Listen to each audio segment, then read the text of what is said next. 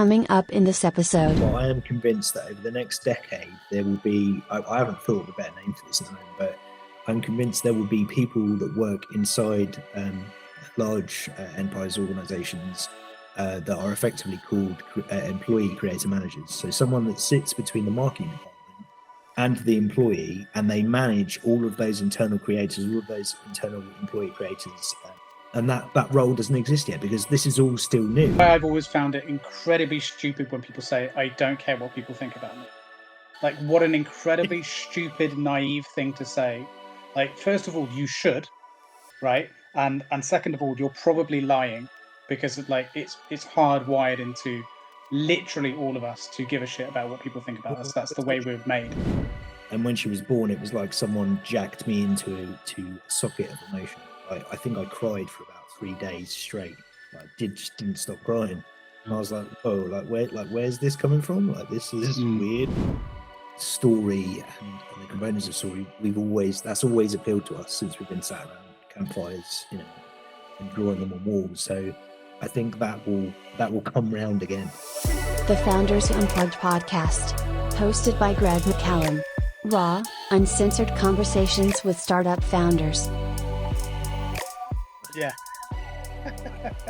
I Tell me about it. Dropped the kids off school, had some breakfast, and then it's like, and then I did some work, looked up, and it's like, where's the day gone? And now it's PM. Yeah. Instead of AM. Yeah. Oh, exactly. I had a super early start to that, but I have a new client based out in China, and so I have these early morning syncs now to try and sort of tie in with their time zone, and like that felt like it was 5 minutes ago, and that was 7 o'clock. Where the hell has the day gone? It's absolutely insane. Let me just pull this mic a bit closer to me. How do I sound? All right. Smooth and silky like Barry White. Smooth and silky. It's not too reverby. Let me just No, it sounds good. turn off office heater. No, you're just showing off. Tony Stark. I actually thought of that last night, so I'm going to I've been tinkering around with. I don't know if you played around with the voice chat on ChatGPT. I've not. No. You can literally have it's like having a real conversation with a real person. Creating this little sort of AI type. The original name I came up with, I think, was Dave or something like that. So I'm going to give this name, and it's basically going to be The Office. Oh, cool. Own sort of identity and be a character in my personal brand. That's pretty cool. I saw something really cool yesterday. Do you watch Mr. Who's the Boss on YouTube? He does like tech reviews. Yeah, British guy. Like he did one, I think it came out yesterday, of like, the most ridiculous futuristic tech or something like that. And he spent an obscene amount of money on like a transparent TV and all this jazz. But there was one thing he rated 10 out of 10, which was like this frame that can project a hologram. So you can look at it at any side and there's a nice hologram. And one of the functionalities of it is you can link it up to ChatGPT, and there's like a little Android hologram that is your interaction with ChatGPT. And he said that it's like that's going places. Like I didn't really get it, personally, but I can kind of see what he's saying, which is like if you can link it up as an avatar with other people and real people and so on, you've got like an actual interactive element to your AI assistant, which I guess is pretty cool. I do wonder where the sort of the future of AI and I have a theory that I think it's going to make us, because I'm a romantic and I believe in people, that the proliferation of AI and how quickly it's being dispersed is gonna deepen human connection. It's going to bring people closer together. And that's how would it achieve that? Because there'll be more prevalence of I believe in balance with everything. So the universe requires balance at all times, and when you swing the seesaw too far the other way, it's got to tip up the other way. So by creating these not necessarily fake but digital and artificial interactions, people are gonna there'll be a need or a lack there. So people will kind of like, they feel like they kind of need to, it's like, well, this art's been created digitally, but I would rather go and see a sculptor or a painter, or I think renaissance in those kinds of things as well, like sculpting and painting. 100%. Yeah, I completely agree with you. A great example of that is you look at books, right? When the Kindle and things like that came out, people were like, this is going to kill the book. Hasn't killed the fucking book at all. Yeah. Hasn't done that at all. Like, if anything, it's created this desire with certain people to value the book more, as a thing, in the same way that like people still collect vinyl. Like, there's absolutely no need for vinyl, Yeah. but there's something about it. There's an aesthetic. There's something pleasing to it. I agree with you 100%. There's always balance to be had. Yeah. In the same way that the rise of smartphones and social media means we see things like the startup uncapped, the whole idea of it being, you go on a getaway, you lock away your phone. Like, people will always find a way to try and find balance of it. 100% agree with that. So Yeah.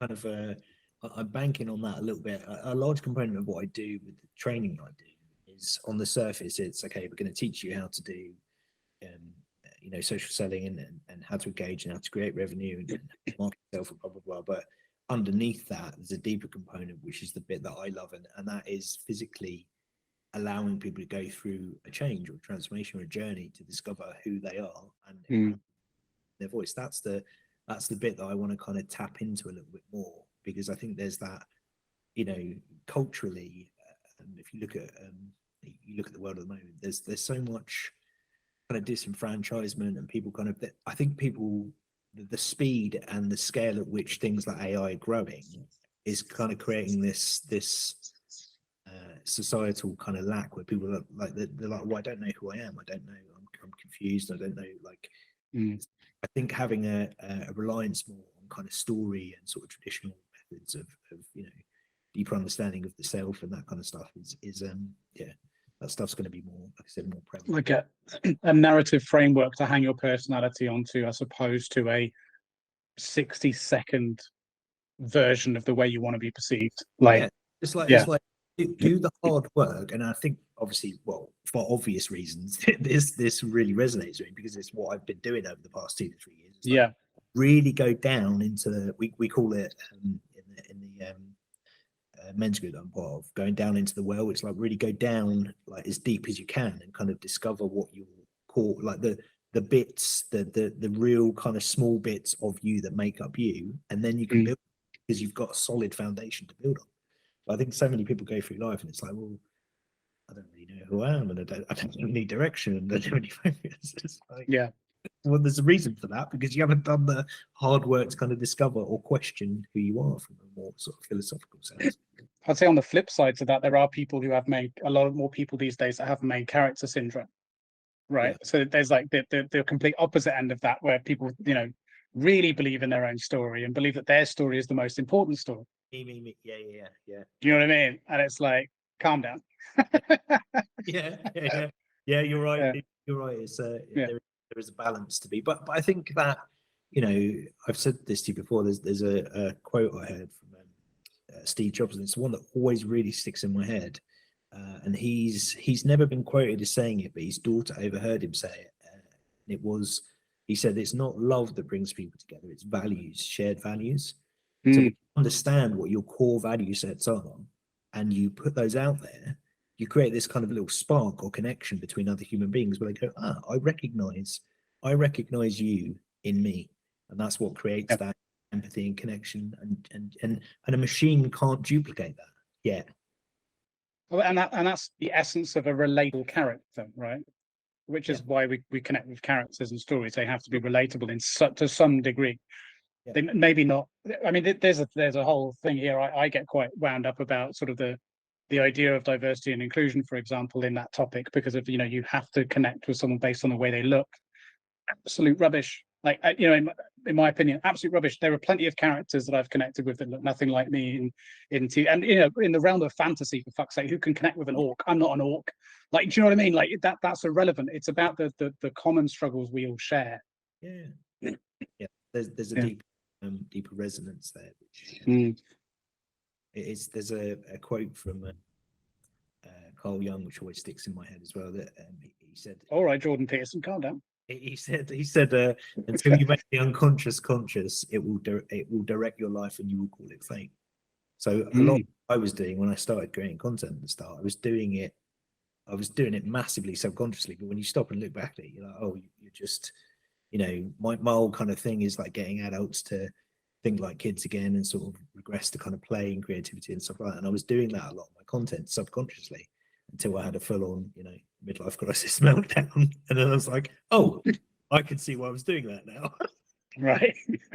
So, You're gonna have to tell me more about that in a moment, but we should probably do the introduction.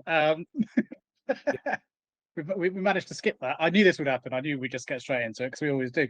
So yeah, obviously it goes without saying we have had plenty of conversations before. This is the first one recorded, which is a bit unusual really, because I can only think of one other guest actually I've had so far where it's not been kind of a discovery for me, well, for us both, with my guests of who we are. So this is a bit unique because we know each other fairly well, considering we live down the road from each other, literally, like I can get to your house in about 5 minutes, which is crazy that we're doing this online, but fact, there you go. So yeah, look, I asked my guests to introduce themselves and their business, what they do. So take it away. Yeah, so I'm Nick. I run a company called Storyscale. I'm a social selling consultant video coach. We help take analog companies digital by focusing on creating a bespoke strategic social media strategy for them to generate revenue, allowing them to find their collective brand voice through employee empowerment and turning their employees into creators, letting them build stories at scale. I think I said this to you before, but I love getting adults to think like kids again, and invoking a sense of play in my training. I think most grown-ups are kids in an adult outer layer. So I kind of try and tap into that when I'm training with them. And it's like, okay, we can imagine we're these characters and we can kind of have fun and explore this stuff, because the training, in my opinion, goes in a bit deeper. And you use a lot of elements of storytelling, especially from like the sort of world of fantasy, D&D, that kind of thing. And you in a lot of your workshops and consultancy. Does that bleed through to even some of the larger contracts you've done? Do you still also take that sort of approach, or is it more of a? We tone it down a little bit for the corporate stuff, but the Okay. kind of solopreneurs and entrepreneurs, yeah, we go all in that stuff. And it is, I think it's part of the reason why I am. And again, this was only a sort of rational thing recently, but I think it's the reason why I created the community that I've just recently built. I kind of create this kind of space where I can kind of have fun, be myself, and have other like-minded people kind of join me in there, because I get to be a kid again. Yeah, Fun. yeah. There's my coach Mike said this to me, but we overcompensate for, as adults, we overcompensate for what we didn't have as kids. So for me, I'm basically kind of, for good or for bad, I'm reliving my childhood through my community, which is, for me, is pretty cool. Do men ever really stop being kids? No, I think well, there's this is a really deep conversation, but there's a lot of odd rituals that go on with so I'm part of a men's group which called the Band of Brothers, which are a local men's mental health charity, and there's a lot of things that come up, men as I think they kind of go through like a midlife crisis thing, and they don't admit that they are still, there's kind of a lot of unresolved trauma, I think, from being a boy, or sort of transgressing into adulthood. And if you look at other cultures, we don't do this in the Western world, but most cultures go through a ritual or a process where a boy becomes a man. We don't have that in Western society. And girls become women. And girls become women, yeah.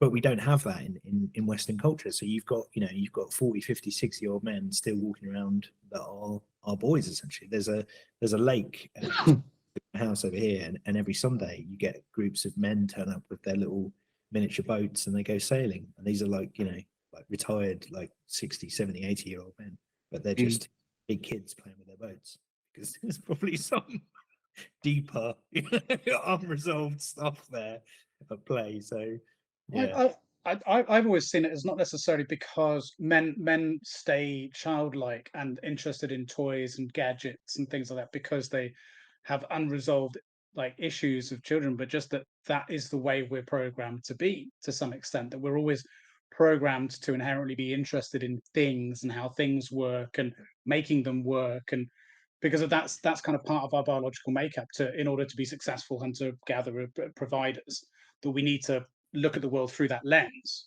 to some degree, right? Yeah. There's an element of that, I guess, from a sort of biological standpoint. Yeah, Mm.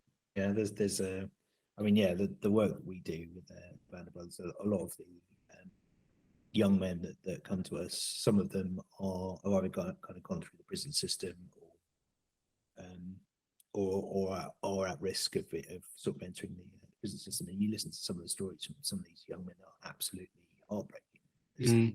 It's no wonder that they're kind of marginalized or they've not, no one's been there to kind of listen to their story or hear their story. So no wonder they're kind of angry and pissed at the world. You know, they want to burn it to the ground because they're just Yeah. no one's there to listen to them. So, and that's what we do is we kind of give them a safe space as older men because definitely as a younger man, if you looked at older men, there's a certain element of kind of distrust and we don't. I think for all the good, and I live in the digital space, I love the digital space, but there's something about community and the erosion of community as well, which the digital space is kind of accelerated that, I guess. We don't have, or we don't have that often, I should say, spaces where communities can get together and actually interact, that young people can interact with older generations. And we seem to be more kind of marginalized and sort of more fragmented, I guess, because of the digital space. That's interesting because I suppose that's absolutely true in one sense, but the sort of conundrum there is that at the same time, it's never been easier to find a community for a specific thing, Yeah. right? If you can be into a very specific type of Yeah. fucking stamp, Stop also, right, and you can find a community around that, and you can find your people, and they'll welcome you, and all that. But you're right. On the flip side of that is just basic community. Right, like you said, people connect based on their values, Yeah. right? And so that's easy to find as long as you're aware of what those values are. Yeah. Well, But if you're a bit uncertain, then it's hard to find another group yeah. of people that are also uncertain, right? If you don't know who you are, it's very difficult to sort of align yourself. And I think well, I know based on experience that we do this on a much more primal. It's almost like a instinctual animal level. We resonate towards people based on their value sets, not necessarily on things they say or do, but just it's almost like an animal thing. It's like I want to hang out with you and I want to be part of your tribe because there's something that resonates with me. I don't know. Well, yeah, it's a safety thing, right? Like, if you believe that someone that has a shared sense of uh, moral grounding, then you're likely to be safer with that personal group of people compared to someone that has something that maybe goes counter to your belief set or viewpoint, because that means that there's a potential threat, right? I Yeah. mean, we're seeing that play out literally right now in the most extreme of ways with what two of the most oldest rival sort of groups of thought, the theology that there is, dating back thousands of years. That's a great example of it. And even within those groups, there are subgroups of people who don't want to be associated with each other for the same reasons. But I guess this stuff kind of fascinates me. Like we talk about philosophy and theology and stuff like that, and when you introduce AI into the mix, it's like, what is this gonna? Is everything we know about philosophy and the self, and how is that going to change the advent of AI? How do you mean? How do you Well, see it? I don't know. I mean, in terms of I think the reason I am I'm so kind of focused on this kind of values thing and humans is I think there's a disconnect between we are biological machines, we are part of nature, and we are part of the environment.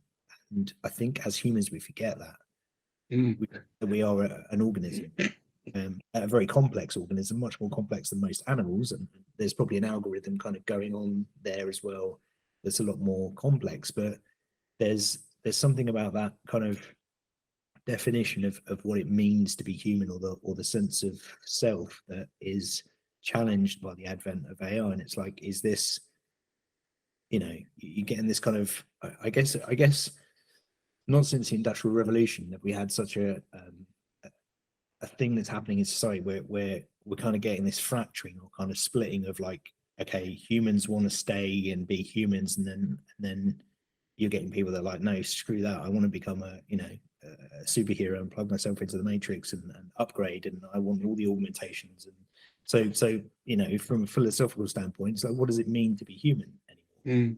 Where this divergence is happening. Uh, there's a book called Homo Deus, which I've been listening to again recently by I can never pronounce his name correctly. Aurora, somebody. He did Sapiens. I don't know if you've read that. It's about. But he talks about this concept called the great decoupling, where if you look at all experience and all human thought, we're getting a machine now that can basically, it's smarter than anyone in the world. It knows everything about potentially everything, and it's only getting exponentially smarter. But it doesn't have it doesn't have sentience. It doesn't have the moral compass that a human does. So what happens when that happens? When you create this thing which is way smarter than we are, but doesn't have any conscience. Yeah, do you know what's interesting about that? I've heard that sort of idea come up time and time again. And by the way, it was Yuval Noah Harari. That doesn't sound right, but I butchered that. But yeah, it's interesting. I've heard that idea come up time and time again, and you see it play out in all kinds of literature and stuff like that.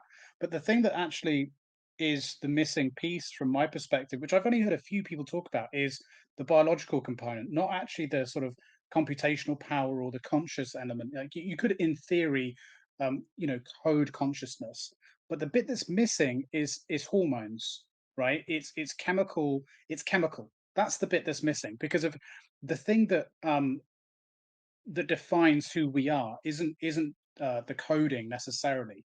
It's the interaction we have with our body, Yeah, and that sort of we feel, and we I think right.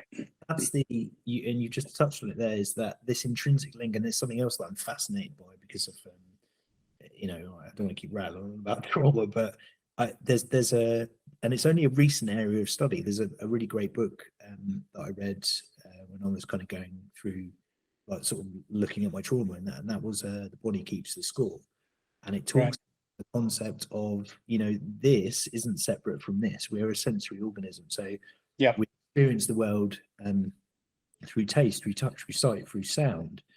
How would a computer do that unless we built a body for it? How would it feel sensation or feel? And that is ultimately, they are the driving components of the algorithm which makes a human. It's like, I love you, but how do you put that into words, or how do you you know what I mean? It's well, like that feeling, yeah, that feeling doesn't exist just as code. Like, and I think that's the big element people forget about when talking about AI as a whole, is like that can only exist with testosterone, estrogen, like and a whole cocktail. And even like the field of science that's recent, only sort of now being discovered, is the gut brain link, and like there's so Yeah. many elements to the human body that make up But the all stuff is still, what fascinates me is it's all new areas of study. It's like yeah.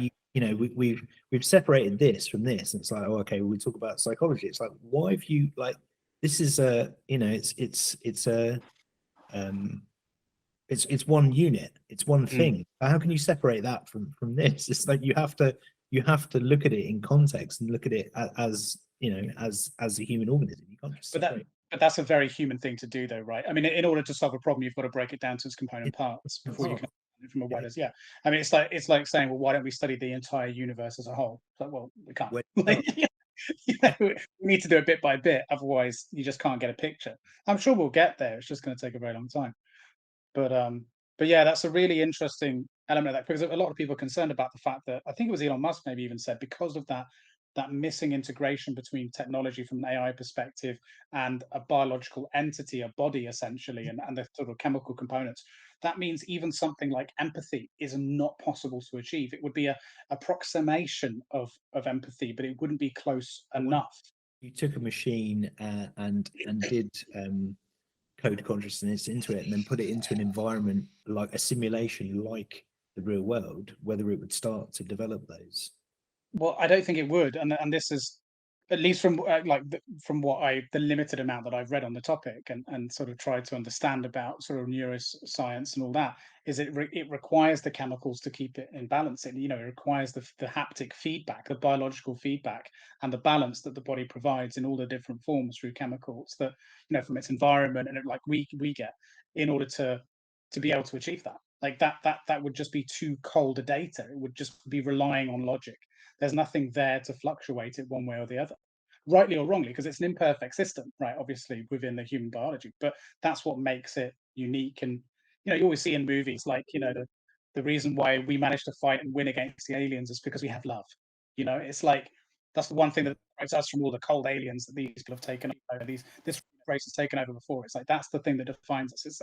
It's cheesy, but it's playing on a fairly semi-realistic premise that. I mean, the unrealistic thing about that always pisses me off is that no civilization is unlikely to thrive without that in the first place. So for them to become interstellar, to then take over, you know what I mean? It's like, anyway, but that's a whole other topic. There's a lot about science fiction that pisses me off. But yeah, I mean, it's super interesting. I don't know nearly enough about neuroscience, neurobiology to fully understand the premise that some of these people have talked about this on. But it's hugely fascinating because it is a missing element, and it's one that could be concerning. But I think that's why there's a lot to be said for looking at biotech interfaces.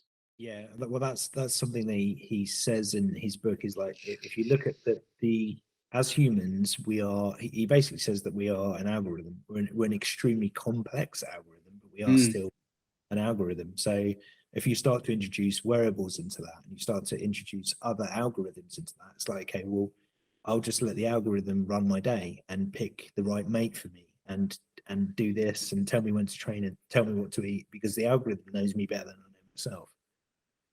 So when we start to hand ourselves over to algorithms, what does that mean to be human? There's no free will then, is there? Because but there's millions of years worth of evolution to provide checks and balances to some of that sort of stuff, right? Yeah. As opposed to creating a consciousness out of nowhere, which has no checks and balances built into it. Like that, the body, I think, will just simply reject things, that doesn't interface well, and that'll be part of the iteration. Like, as having worked with tech companies for as long as I have, you need to create an alpha and a beta, and work your way through iterations of your product, right? Like if you create, like you said, something that's like an algorithm that's going to help you with deciding who to date, what to eat, your body's just not going to, handle it if it's not interfacing with you correctly. And you go, okay, fuck that, we'll have to go to version 2. Or you get that kind of uncanny valley thing where it's like, my life is too perfect. So I think that happens in the Matrix, doesn't it? They create the perfect. Yeah, and they reject it. And we reject it because it's not shit enough. But you know what? There's actually a ton of science to that, because as you probably know, like human beings are evolutionarily wired to be predisposed to negative thought, right? Yeah, of course. It's a really important part of survival. Yeah. And so that sort of throwaway line in the Matrix, like, has a lot of really deep basis in science. In that, absolutely, if you created a simulation where everything was perfect, people would be fucking miserable. They would. That isn't the way it works. Yeah. Life is supposed to be hard, and there's supposed to be challenged there. So. Right. Exactly. It's how we want to be the dominant species on the planet, because we've been challenged quite a lot over a long period of time. Yeah. Absolutely. Man, we managed to go in deep straight from the off, didn't we? Yep. Yeah. It's got to be. I feel like we should be sipping mushroom tea at this point, and beating a drum and. But yes, I should have brought some bongos along. We'll do that next time. Well, let's talk a bit more about your business then. So, you've just redone your office. You were posting about that. By the way, by the time this comes out, it's going to be 2024. So, so how was your Christmas and New Year? Was it good? Did you get what you wanted from Santa? I'm not asking for much from Father Christmas this year. Just a few bits. I need a rug in here, and a bonsai, and I've just ordered a neon sign for up on the wall in there. So nice. I don't require much. So hopefully, yes, Father Christmas will bring me everything I need. I'm going to try and have a quiet Christmas this year as well. And sort of going back to what we were saying at the beginning about, like, men essentially being kids. Like we buy our own toys. We get to a point where we buy our own toys, right? We become our own Santa Clauses. Like Yeah. I think that's why generally a lot of guys just kind of get a bit fed up with Christmas because you're just like, well, no one's fucking getting me what I want. Like, yeah, Well, it's that's fucking sucks. why I created this space as well. So I can have. I'm convinced that every man needs a man cave, and Yeah, you're probably in your man cave right now. We need a space where we can just be, be men kids. and hang out and just do men stuff. Yeah, somewhere to put the comic books and the collectibles and That's all it. that. Yeah, I've only got one collectible out in here actually, but I've got all my art stuff behind me and stuff. Yeah. But yeah, Because yeah, I don't think as like as a you've got a family, young family, I've got a family as well. We don't have, there's not, apart from the shed, I suppose, there's not a space where you can sort of just have your own, like I want to put my stuff up on the wall and this is my, from a purely selfish standpoint, it's like this is my space, you're not coming in it. It's exactly. so like, It's interesting because I know a lot of I've spoke to women before about this, and a couple like most of the women I spoke to about this understand I think a man's need to have that kind of space. But then a couple I spoke to have been like, no, that would be a red flag for me. Like if I was with a guy and he said he needed that, why should he have his own space? What about my own space? It's interesting because I feel like it's again going back to what we were saying before. I think there's a literal biological makeup for a man where I think he needs that solitude. yeah, or the company of other men as well, which is you look at Yeah, I suppose you've got the pub kind of fills that role in or that void, I suppose, in sort of modern society where men can just sort of go and hang out and do unfortunately, yeah, talk about men stuff, which is in my opinion is a bad thing, which is absolutely. why we have things like the Band of Brothers that we've set up where men can be open and honest and genuine, and not the usual bullshit bravado and stuff that comes with being down the pub and just talking about crap. It's there's actual deeper conversations that go on there. You can laugh and you can cry and you can just be yourself and be comfortable around other men to be able to do that, and that's quite a rare thing these days, I think. How did you come to get involved with that?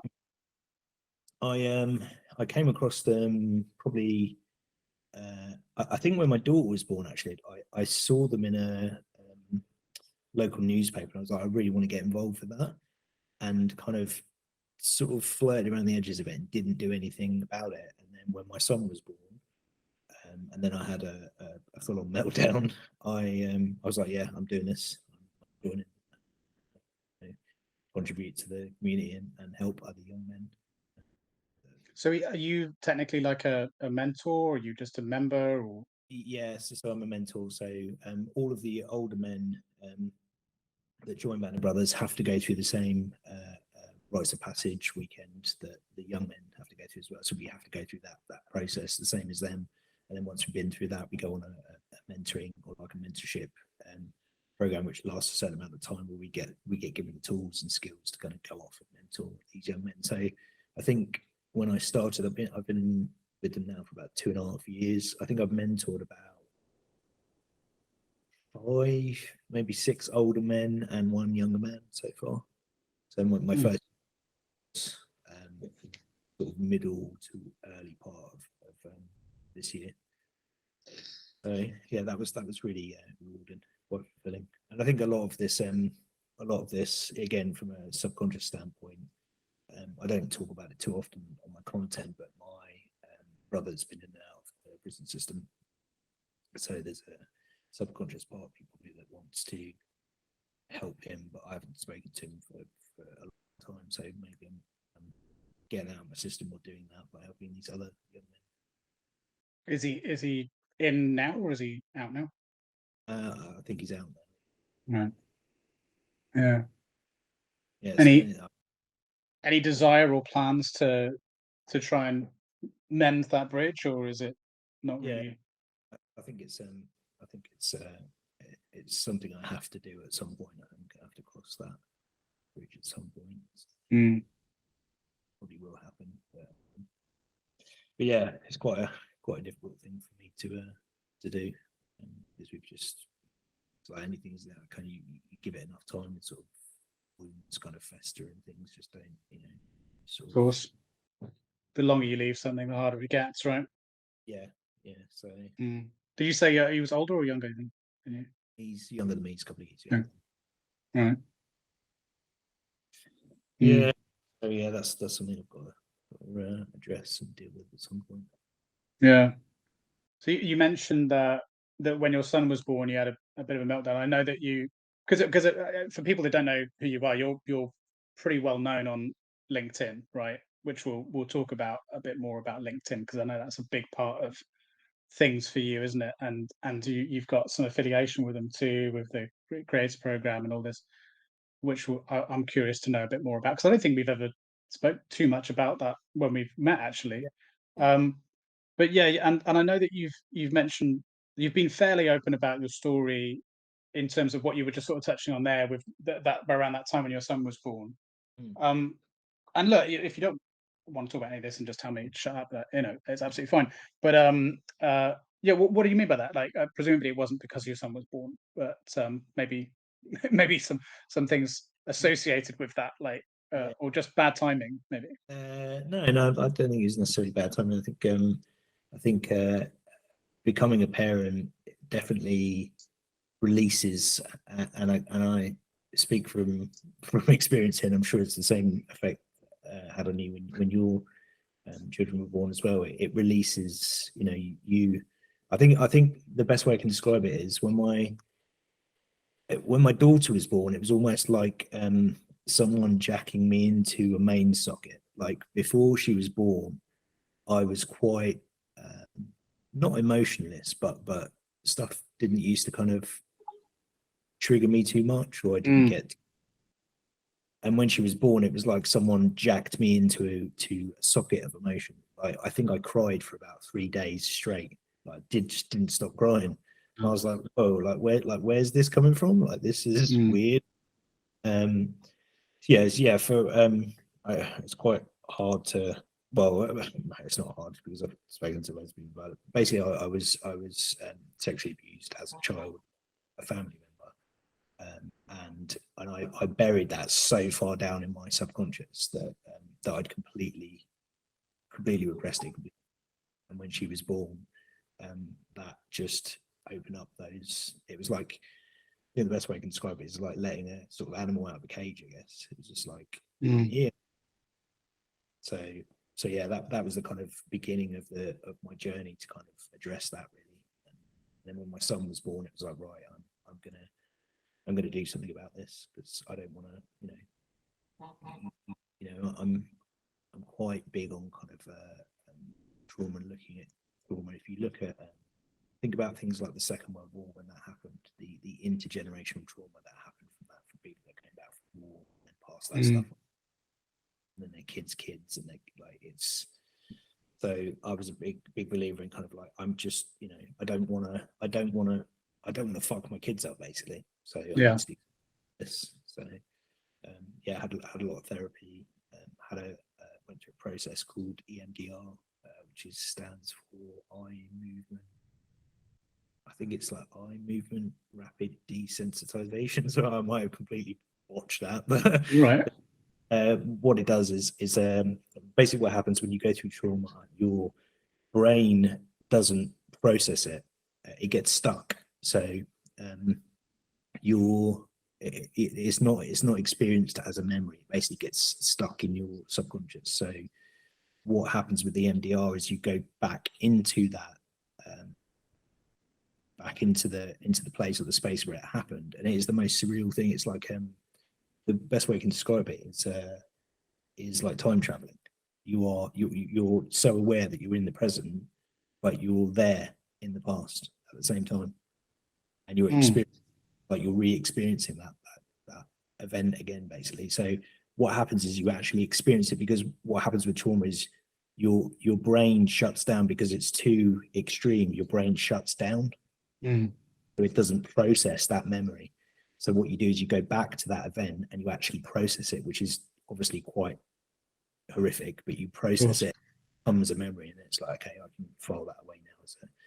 So people that experience trauma, they have most quote unquote normal people have quite a large channel when it comes to processing emotion. So they can experience quite high highs and quite low lows, and they don't, it's like, okay, I'm still in my channel. People that experience trauma, their channel's a lot smaller. So when they experience like a small high or a small low, they really experience it. So emotional response is a lot bigger for those people. So when you have the NDR and you go through that process, it widens the pathway a little bit more, so you can get back to that state of whatever normal is supposed to look like, I guess. Yeah, if there is such a thing. If there is such So a thing.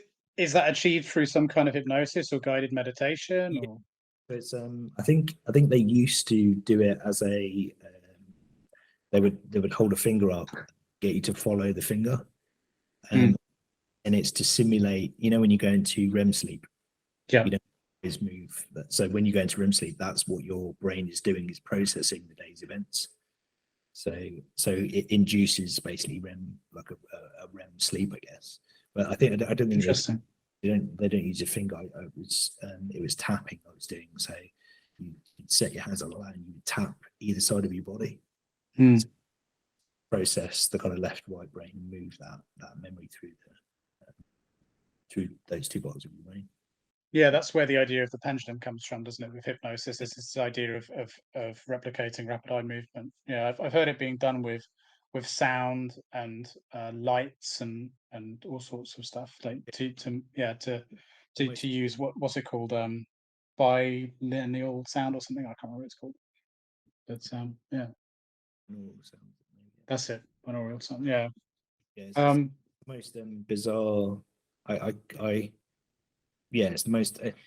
I couldn't tell you what I had for breakfast yesterday, but I could tell you what the color of the curtains were in the room where that event happened, and that happened when I was like, 5 or 6, and I'm 40.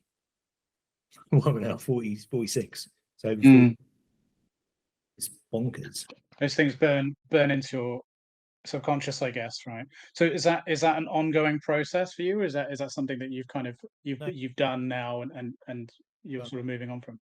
Yeah, and I like to think that the work I'm doing now and the community I'm building and the focus that all of these things are kind of coalesced. So my business, my personal life, and the mentoring program or the men's group that I'm part of, all of those things are kind of coalesced and enable me to build out products and services that are I am so convinced that the future of business is building out products and services that are an extension of you. But it took me a long time to kind of figure that out and put all those kind of puzzle pieces together. But I hope what I'm doing is helping other people kind of essentially kind of find their voice, find their purpose, and enabling them to be more of themselves and step into who they are. It's interesting, isn't it? Because we've had conversations about this before, and what's super interesting is there's kind of a contradiction that's occurring in that when you look at the influencer space, right? So I think you're on the money. That's been something that's kind of been bubbling up for some time now, where it's obvious that people buy from people, and businesses have been leveraging influences to that effect, to great effect, by jumping on the back of personality, because people have resonated with personalities, whether that's because they're vloggers or whatever, and they're able to push products as a result, or their own products, and build empires based on personality. So, like, absolutely, that works without a doubt. But where the contradiction lies is a lot of the time those personalities are manufactured. Yep. And that's a really interesting dilemma that I think we find ourselves. But don't you think there's a generational shift happening, especially with Gen Zs now, where they're seeking out influencers that are authentic. I think we're still in the early or beginning stages of social media and the internet, where this thing exploded and personal brand exploded and influence exploded, and it was like, okay, how can I exploit this or engineer it? I think that the longer game here is people that there is genuinely a connection between their kind of values, their principles, who they are, and their authenticity. And I think we're going to see a bigger influx of creators that are treading that road essentially. If you are enjoying this episode and want to support the show, please like and subscribe with notifications turned on. I think it's generational. I think it's age related. So I think you'll always see the younger influencers and the younger audience resonating to some degree on showmanship and entertainment and falseness, right? Where there's going to be a character that has to be played. In the same way that if you like watch a kids program, it's all like, "Hey kids, well, it's over the top, it's acted like it has to be, I think, to appeal to a certain age range."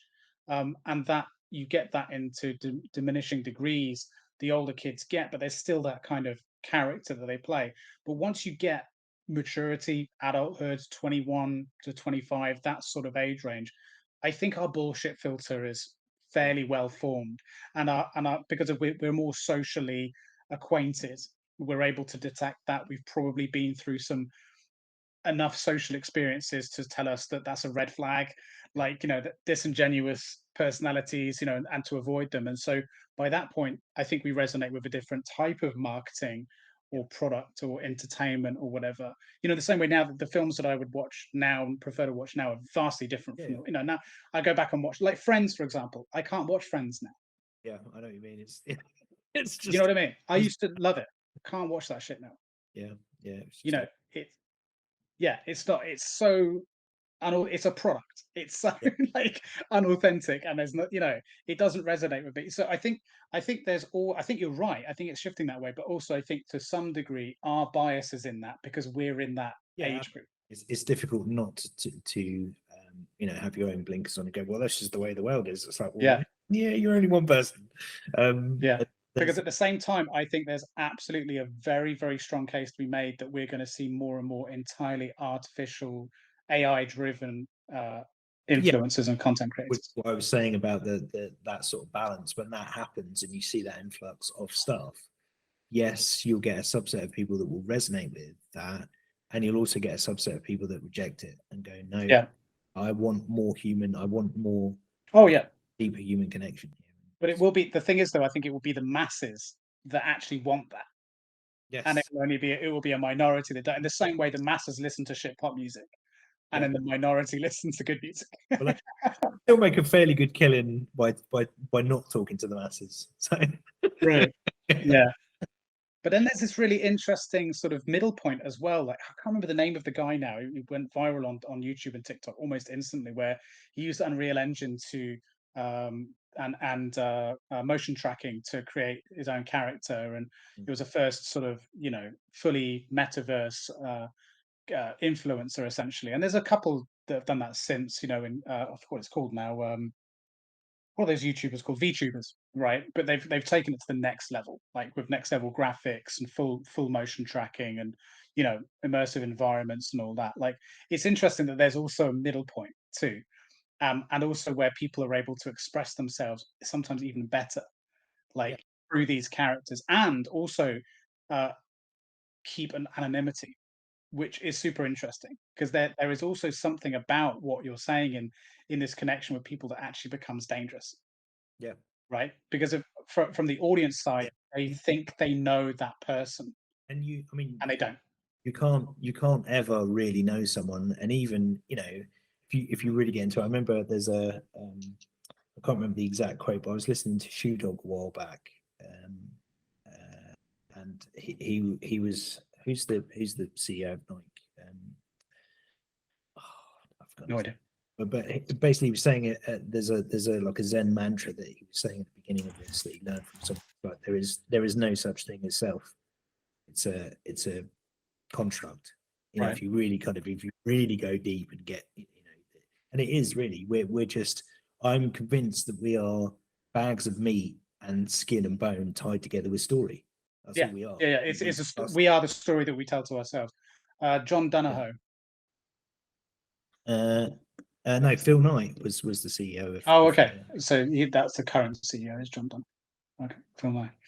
yeah, it was Phil Knight. So yeah, there's a bit in that where he talks about the self, and there's no real concept of self. Like you can't really know, you can't really ever know yourself because it's a construct anyway. But yeah, Well, you're and what makes self is actually to some degree not what you believe of yourself, but what others perceive you to be.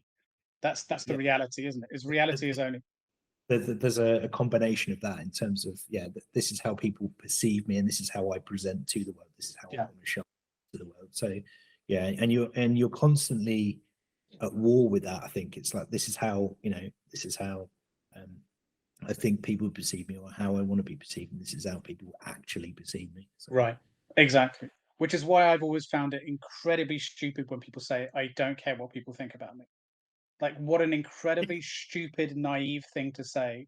Like, first of all, you should, right? And second of all, you're probably lying because like it's hardwired into literally all of us to give a shit about what people think about us. That's the way we're made. we've become the dominant species on the planet because we have the ability to work in groups and Right. have social interaction. So we have to care what people think of us in order to become part of that group. Absolutely. Generally speaking, if someone says, I don't care what people think about me, they care more than most.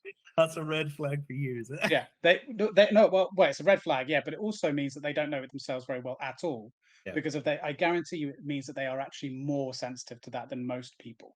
By the fact that they say that they have to point that out, probably means that's the story they're telling to themselves, right? Yeah. That's the thing they're trying to say because they find themselves being so oversensitive about other people's opinions that this- they're saying to themselves, I don't care what other people think. I don't care. This is what I said earlier. And they might actually just be a dickhead, which because they get so much feedback that's negative. They're like, I don't care what people think. So that's their stance. That's taken. So well, if you've got to that point, stop being a dickhead. Yeah, there might be that as well, but it's like I said, we overcompensate for what we don't have. So when someone over preaches or over kind of pushes an agenda, it's like maybe the lady doth protest too much. I think there's yeah. Maybe shut up a little bit. Yeah. Well, yeah, it's the same reason why people are falling out of love with Disney, right? Yeah. Well, we actually went to go and see Wish yesterday. I took the kids to go see Wish, and yeah, the kids loved it, and I didn't. I thought of course. I thought it was quite. I thought it was quite hollow. Productive. No, right. no, it had all of the tropes of a classic Disney movie, and that's what its failing was. It was like you should have tried something different here. Like at the beginning when I was watching it, no spoilers, but I was like, oh, it would be a really interesting twist if the main character, the hero, was actually the villain. It's like, wouldn't that be an interesting spin on the kind of Disney? You see, you've been twisted by Hollywood now, man. Like, not everything needs to be like M. Night Shyamalan, right? Do you know what? I might watch it now that you've said that it's like that because I actually thirst for a bit more of a traditional hero story movie because where are they? Yeah, it ticks the boxes for that, absolutely. Because now all the heroes, they're already perfect. Yeah. You know what I mean? Like, I haven't seen the Marvels. Did you go and watch the Marvels? I went and watched Marvels with my daughter. Yeah, I didn't. That wasn't particularly great either. That's what I'm hearing. I think it's It's because there's no hero's journey there. Surely they're already all perfect, right? There's no drama. There's no conflict or resolution. If you've got you like Superman, I always had a problem with because it's like the guy's invulnerable. Like he's not an interesting character. Now Batman is a little bit more interesting. Trauma. Like so that's why it's become a freaking crime fighter. He's human. He can get hurt. He's more interesting. But then Batman, I think, leans more towards the kind of what we call the shadow archetype in terms of like that's the sort of bad parts of you. That's what makes a human. It's like there's good parts of you and there's bad parts of you. When you smush those two together, it's like you are a fully formed human now because we're not. Yeah, Batman and Bruce Wayne is basically Dr. Jekyll and Mr. Hyde, right? It's the Incredible Hulk. It's Iron Man. It's Tony Hawk with Iron Man. There's the duality. That's what's interesting with a lot of these characters. But you're right. Superman's alter ego of Clark Kent doesn't really come into conflict with Superman. But I don't know. I haven't exactly read all the comics. Maybe there are some great runs where they've explored that somehow. But I don't really see how a mild-mannered reporter can come into conflict with the ideology of a invulnerable superhuman. Do you know what I mean? There was a good one. I never read it, but there's a graphic novel called Red Sun, where instead of landing in Kansas, the pod that Superman gets put in lands in Russia. I heard it. This one, yeah, Yeah. a bit of an Omni-Man kind of scenario, right? Yeah. Which I thought was a really nice twist on it. Which Yeah. I suppose that's the kind of essence of sort of classic heroes or classic mythology. It's like, what if I take this character and put them into a different scenario, put them into this different. Well, that's why I love those sort of Elseworlds comics. You know, those alt versions, the multiverse kind of things. When they used to do them well, because of they would take what you knew to be a pretty typical archetypal story and sort of turning it on its head. A bit like what Brightburn did with that story, right? It kind of turned that on its head a little bit too. And I think that's why things like Invincible and The Boys are, you know, becoming quite popular, because it's kind of turning, because we've seen sanitized version of these things now. So They're it's like, so extreme. Just boys. how it's even been allowed to be, like how that got greenlit, I just do not know. I started watching It's brilliant. Project V, I think, which is like that's a spin-off. Yeah, I started watching that the other day, and it's just sick. yeah. That wasn't. It ends a bit there, but it's not The Boys, but it kind of gives you your fix until the next season, right? For anyone who hasn't seen The Boys, who's listening or watching to this now, and you like that, even if you don't like comic book stuff, in fact, if you don't like comic book stuff, all the more reason. It was literally created by someone, can't remember the guy's name, who hates basically hates comic superheroes. He hates, especially Marvel. He hated like Marvel and DC and stuff, and so created this world where they're just all absolute fucking assholes, and it's Psychopath. amazing. Psychopaths, yeah, like basically serial killers. It's fucking hilarious.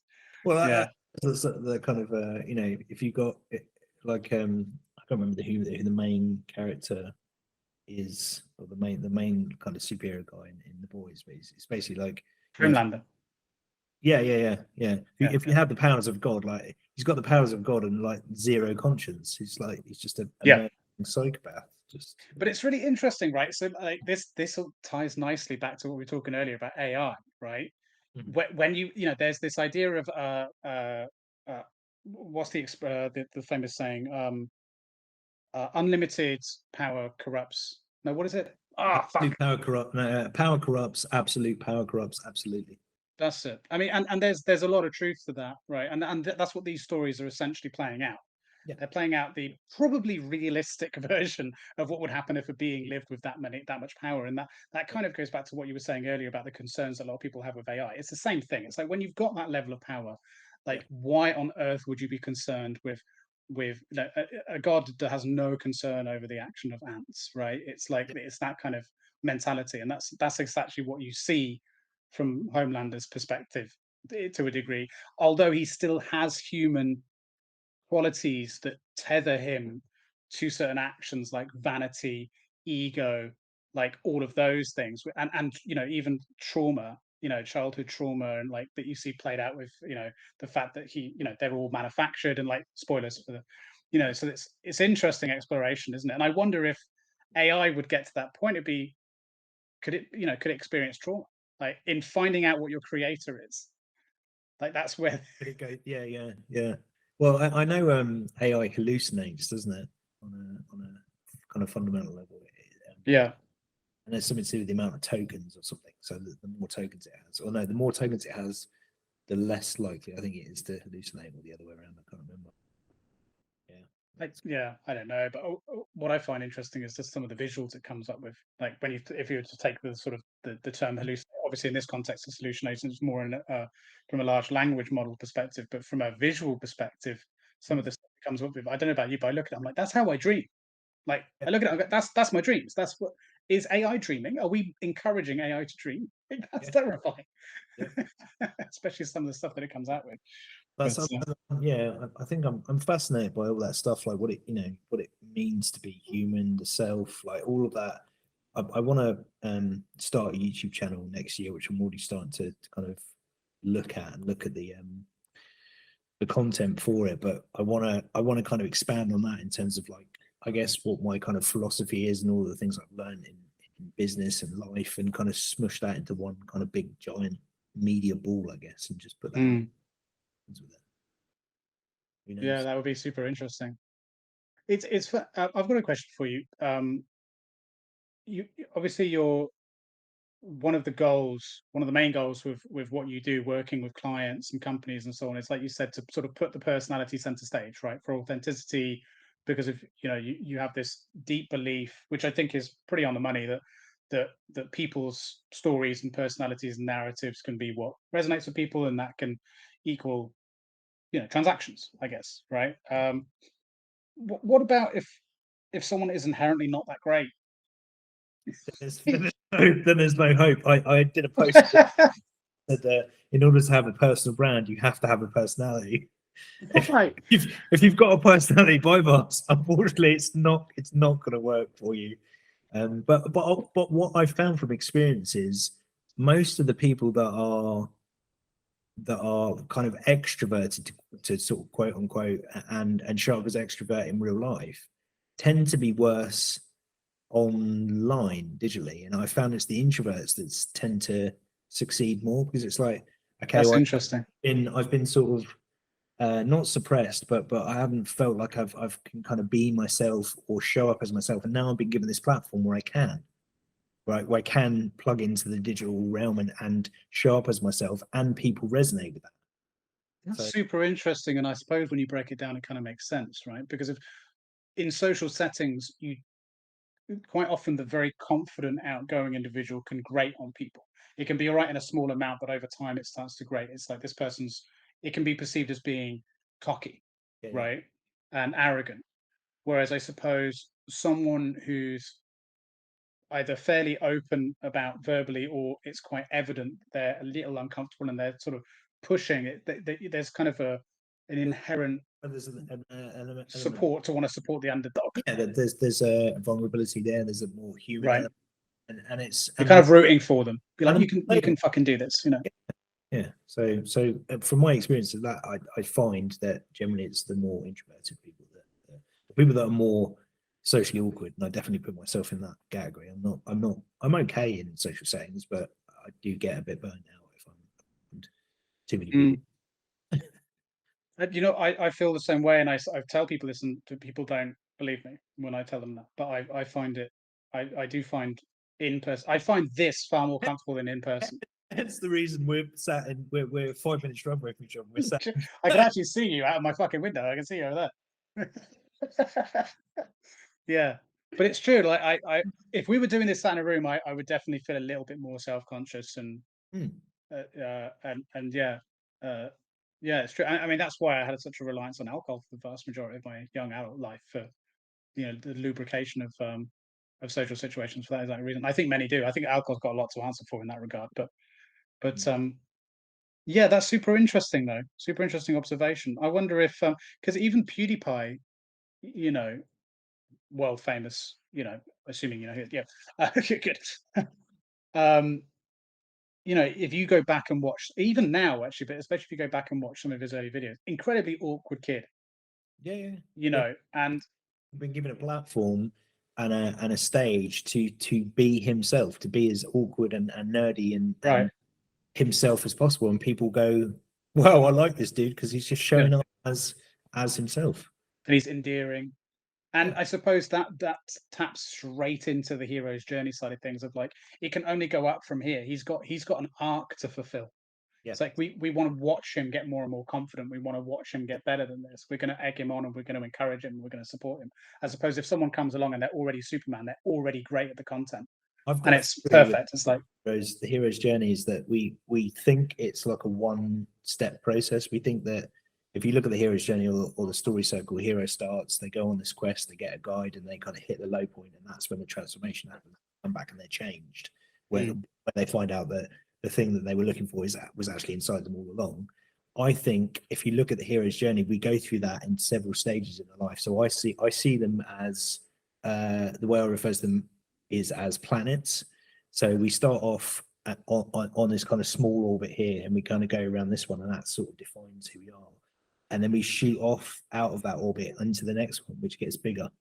And we move from that one onto the next one, which gets bigger. So we go through that process several times in our life. Or some people never go through it, but we go through that process, and the highs are much higher and the lows are much lower when we move on to that next bigger journey, essentially.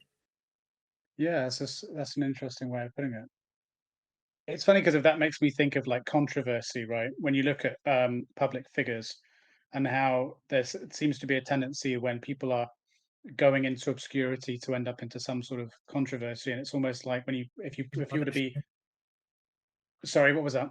Kim Kardashian, anyone? None of Right, yeah, well, or a whole like like name any celebrity basically, and like they go through a period they have to change and adapt, whether it's a reinvention or because of controversy or whatever.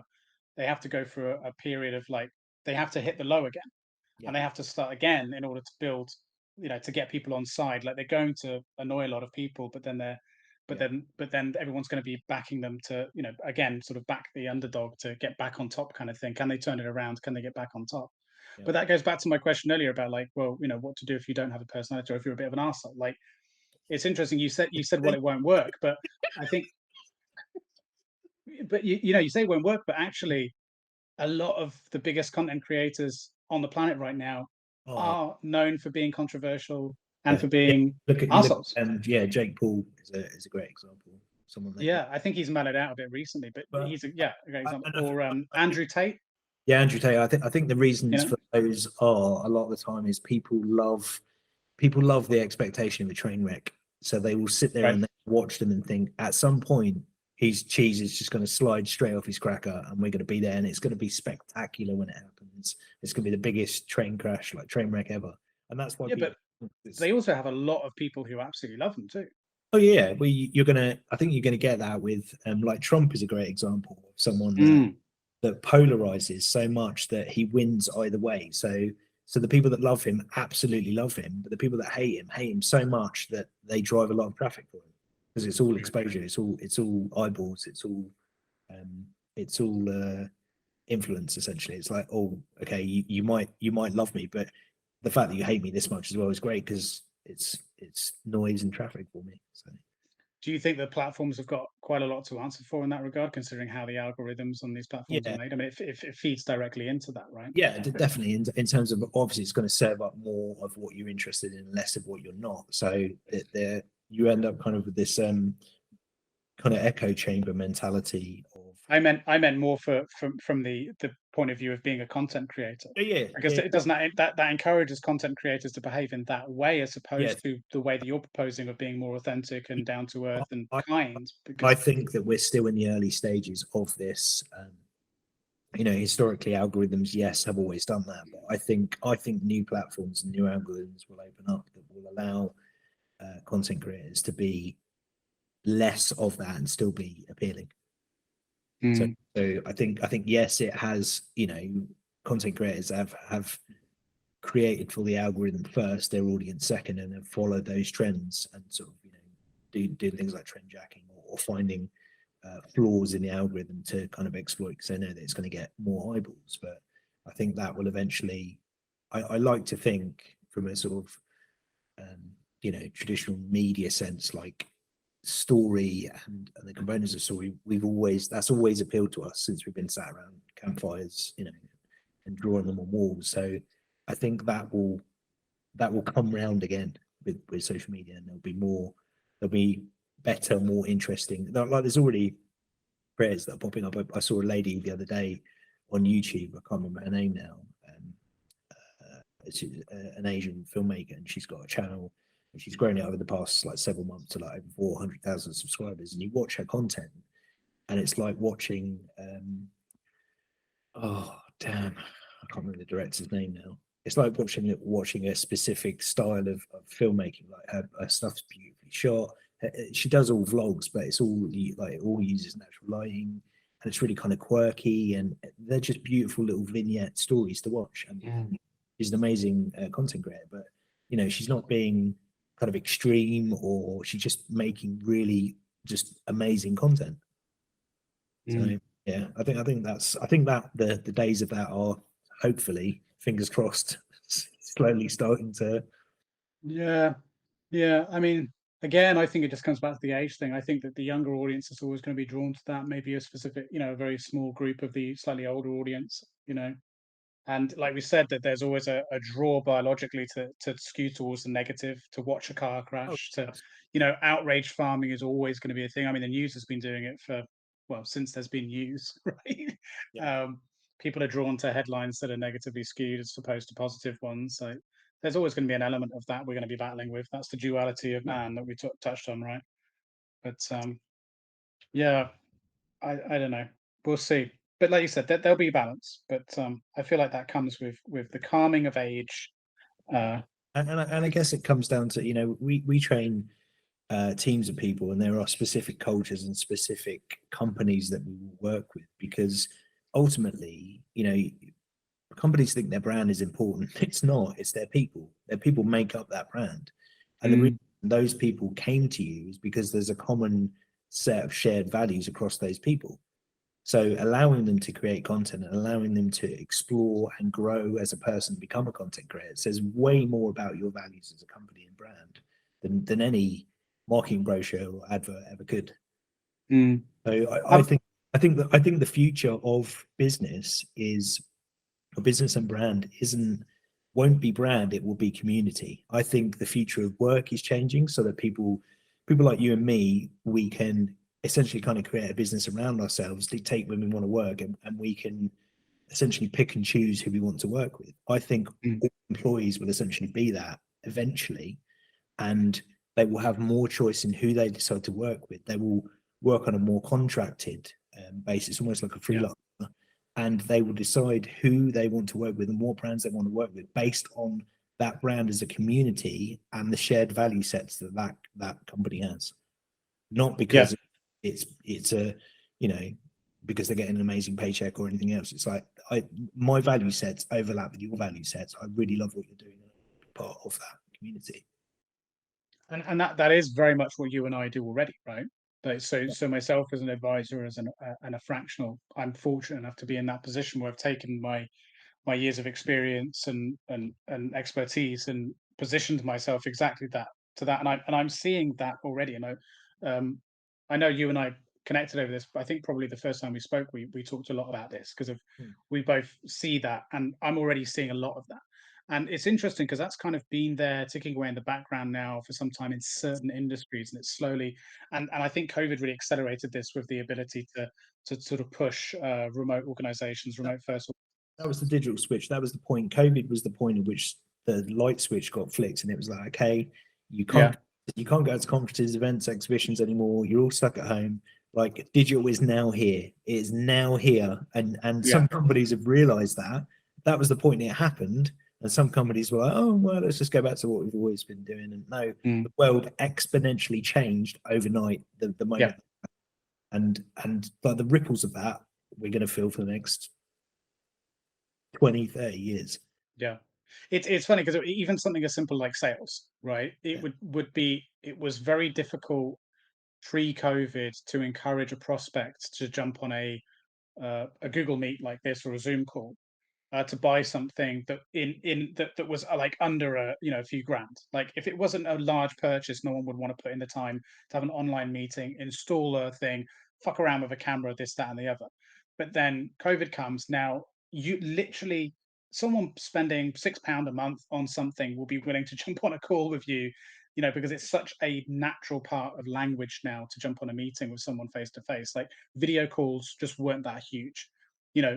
Even something as simple like WhatsApp videoing, video calling someone. Like, Zoom was born over COVID, wasn't it? And you think how right, that company got valued at? It was ridiculous. Just exactly. And I remember using that internally in business for years, and then yeah, suddenly it was like everyone knew what it was, and it's like yeah, what, like. Yeah, why do you know what Zoom is? Like you use it in business. Why do you need to know what it is, mum? Why yeah. are you trying to install it?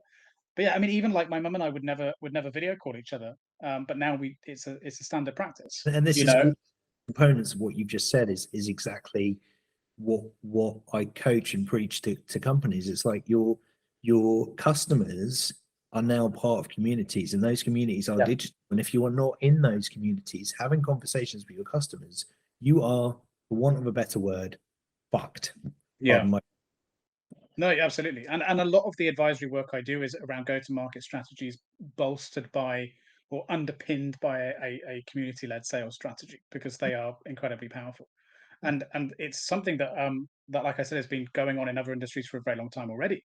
And a great example of that is the computer game industry. I've talked about this at length before, Yeah. maybe even on other episodes. So probably sound like a broken record to regular listeners, but like the computer game industry for a very, very long time. And even in more recent years, crypto and NFT and stuff has taken the same approach, because they were derived from that sort of industry of developers and engineers. Um, and that's the way to do it. You build an online community of Yeah. testers, and then you layer on top of that product and commercialize and get feedback and iterate. And it's a great way to build any business. And it doesn't have to be product based; it can be service based too. Yeah. You know, uh, so let me ask you this, because this was the bit that I remember when we first spoke, I had a lot of questions about. So I'm going to ask the same questions again, because not everyone was there, just you and me. So so working with an organization to speak to their employees, like you've done on quite a few occasions, to get them to leverage the power of social selling in the ways that you said, to leverage their own personality and so on. Like you said, there's going to be some resistance to that, because brand is considered an important thing by organizations, and presumably there's probably going to be some resistance on the side of the employees too, right? Because for them, their personality isn't based on their business, and they probably don't want their social media presence to be all about their business. They want it to be about them. There's always been this difficulty with LinkedIn, especially. So if we think about LinkedIn, primarily there, about making it all about the company you work for, when it's more than that. It's a professional networking platform for them, right? Well, there's two elements to that, and it's something that I am when I'm coaching people. It's like there is a component of you which is the personal you, the human you, the vulnerable you, which is this thing over here, and then there's business, suit and tie. I'm an expert. I'm a professional. I do this, and guess what? Those two sides of you are the same thing. Mm. So when we show up and we smush those two things together, and we show up fully as that, guess what? You become a rounded human being who happens to be an expert in this, and Right. that's how you do it. So I'm a human being. I like macaroni cheese. I like going for mountain bike rides. I've got kids. I've got a cat.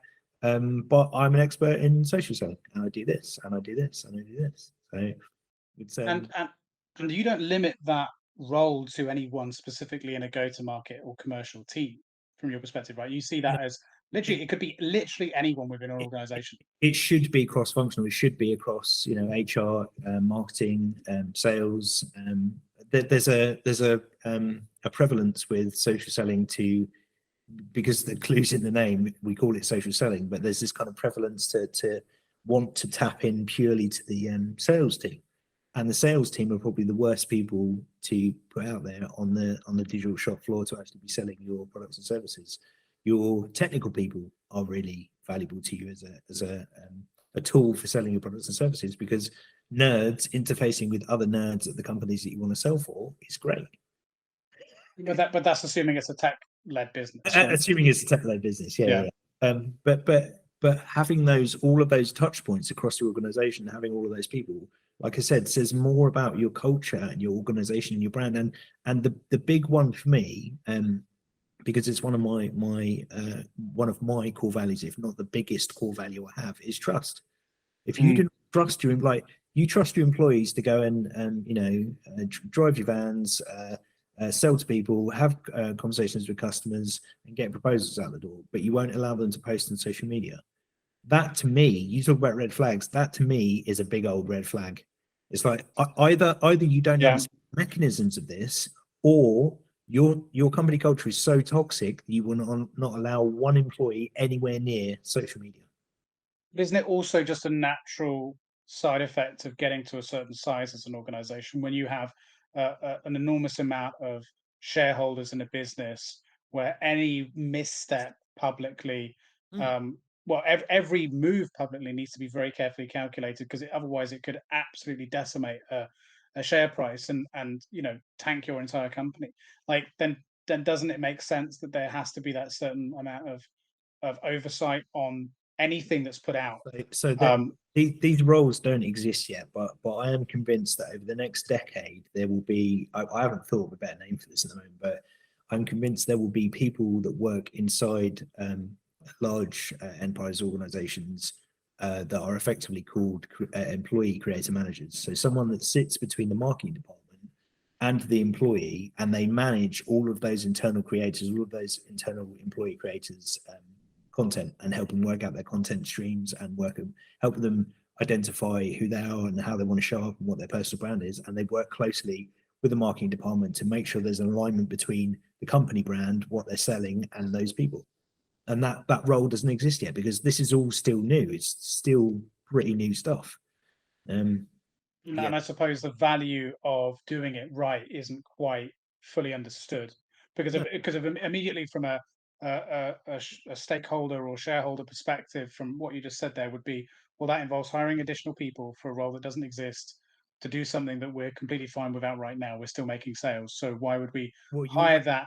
You almost create a problem when you go into an organization. It's like, okay, all of your employees now, you are a media and production company first, whatever it is you do second now. So you kind of create this problem. It's like, okay, all of your employees are now content creators. Okay, great. Where does this content come from? So now you have to install like a content curation engine. You have to build that engine inside the organization for them, because if you look at traditional marketing, it can't keep up with, like, you take 100 employees all producing content. There is no way in God's green earth that marketing could keep up with the sheer volume of content that would need to be produced for those employees. So it's I think I've described this to you before, but traditional B2B marketing to me is the T-Rex from Jurassic Park. It's big, it's loud, it can make lots of noise, attract quite a bit of attention, but it needs massive budgets, it needs legal, it needs sign-off. On social media, it's an evolutionary dead end.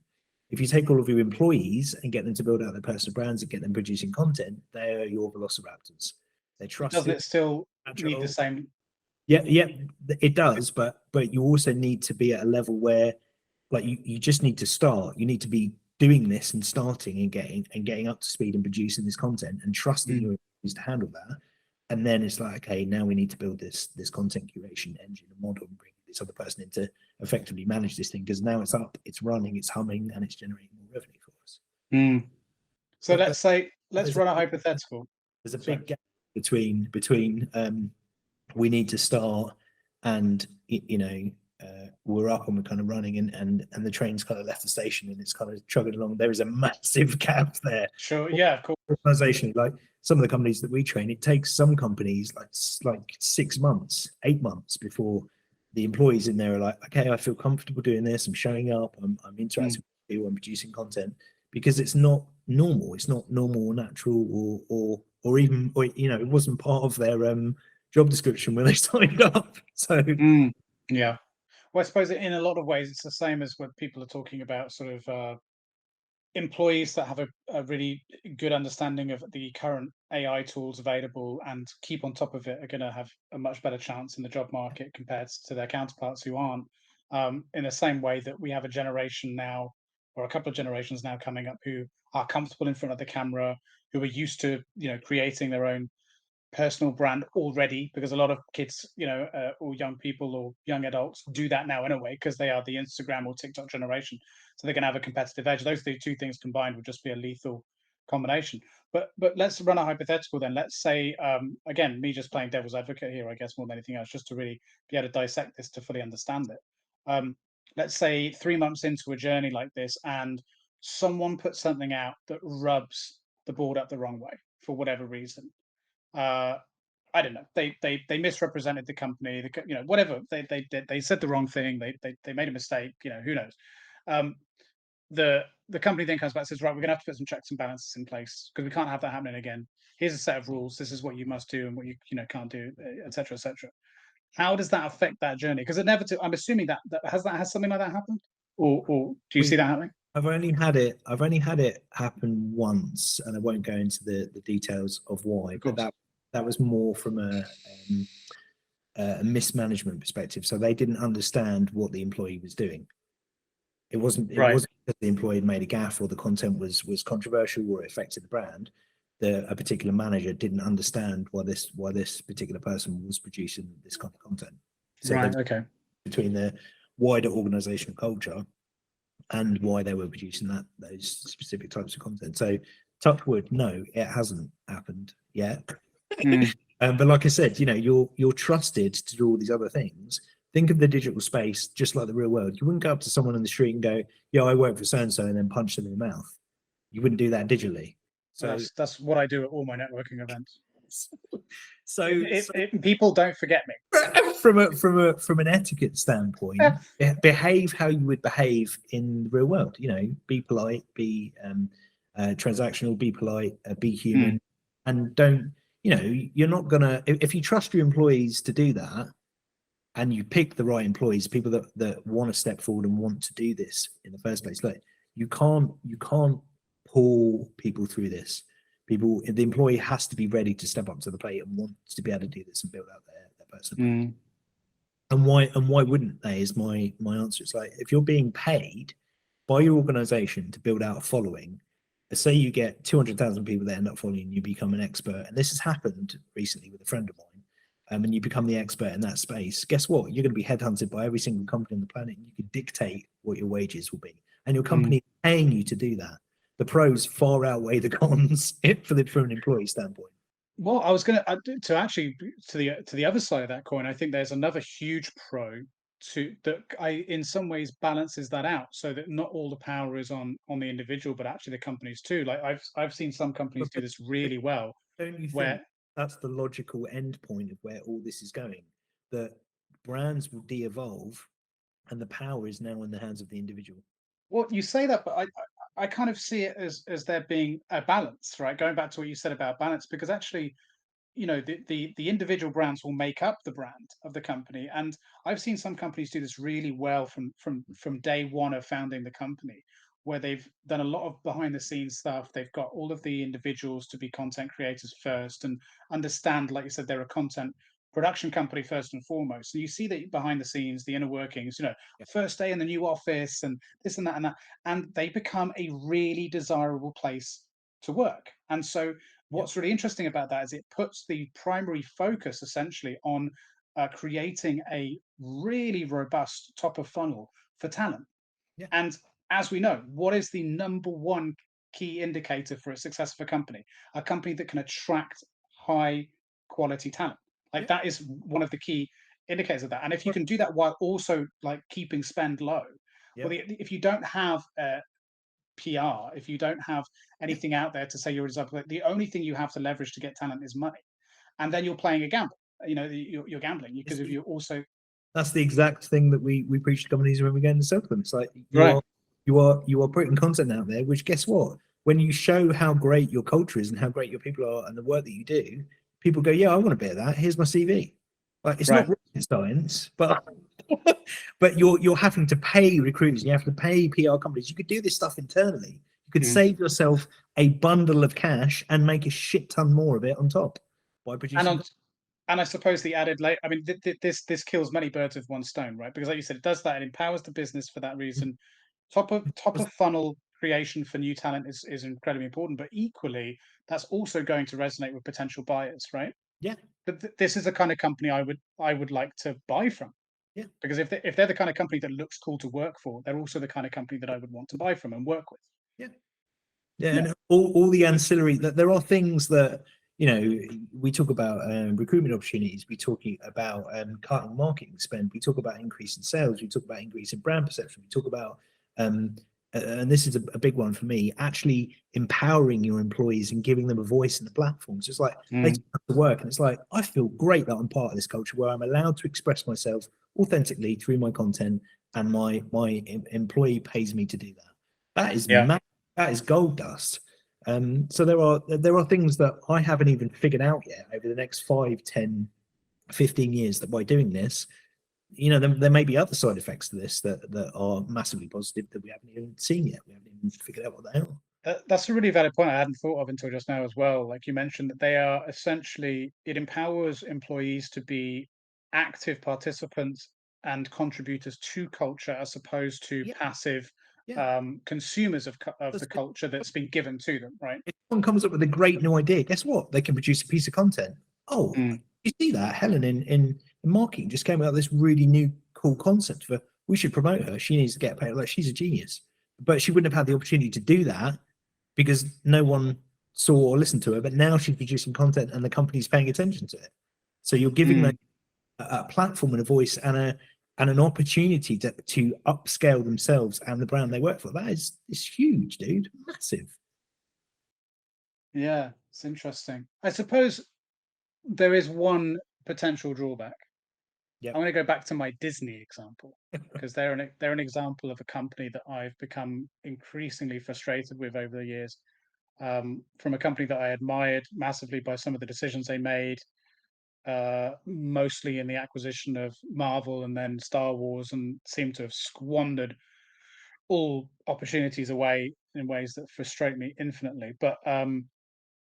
But that's an interesting example potentially of what you're talking about. Maybe not as intentional as how you're talking about it, but a lot of the people that they have are in some ways working there are content creators, right? They have individual their influences to one degree or another. You know, even their board of directors is the publicly known figures.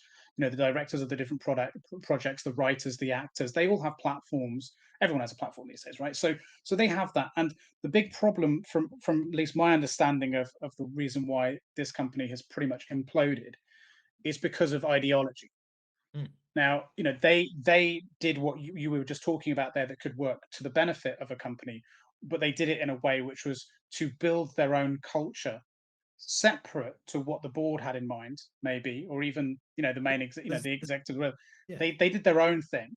They trusted them to do it, and they did it wrong because they ended up representing not everyone, but a very select few elite group of people in Hollywood, and that was the what they were putting across. So I guess I'm saying this to say, is that not the one danger of this approach, that Well, that there is a potential sort of mob mentality that could bubble to the surface of an, you know, putting to a brand or an ideology or a culture forward by trusting them, that isn't entirely representative, or just completely marginalizes them from the general public, and only then it starts appealing to a very specific sort of minority. my counter argument to that is, if you build a castle on a you know, substrata of shit, it's going to collapse. So Right. having an ideology and a goal and a purpose and strong core values and beliefs in the first place, it's going to attract the right kind of people, which are going to resonate with you. It goes back to my community thing that I said before. If you're attracting the right talent that align with your value sets and your mission and your roadmap and where you're going, those people will produce content that aligns with that, because It starts at the bottom. Yeah. yeah. So You can't polish a turd. no, basically you can't polish them, and you can't make a square peg fit in a round hole. Like those Yeah. they have to be the right people in the first place, and you have to choose the right people to step forward and do this as well. It can't, not everyone inside the organization's, one, capable of doing it, and two, is going to be any good at it, or three, necessarily align with your you know, your value sets. So And I suppose Disney is a very extreme example, in that anyone who was going to be put in those positions would instantly be thrust into the limelight and the public eye, even if they hadn't any presence before that, right? I'm sure those kind of people have got, you know, heavy PR teams working for them and everything else. But the one thing that really frustrates me with this process is, and I see it a lot with people that talk about personal branding, or people that exemplify the word personal brand, is like, we train C-suite, or we train leaders to develop their personal brand. Guess what? They're not the most interesting people in your company. There are a lot more people at lower levels. Like, I want to hear Jim the cleaner's story. Right. Jim the cleaner makes awesome content, and he loves his job, and he keeps the office clean, and like his stuff's amazing. Like, Well, and it's relatable because not everyone's an executive of a Fortune 500 company. Yeah. This is my point. And people, you know, going back to authenticity and everything else, you're by doing that, like there's this kind of disconnect. It's like you're looking up at this person as a CEO, and it's like, oh, great, they're making this great content. They don't. That doesn't relate to me. That's not. There's not a human connection there. I feel like I'm being talked down to. They're not on my level. So having people that are employees inside that company, allowing them to develop and produce their own content and develop their stories, some of those people can be way far more interesting than the CEO ever could be. Yeah. But we're never going to hear that story because they're not allowed to, because according to the world of personal branding, it's like, well, it's the C-suite, it's the executives, it's the management. These are the guys that need to be.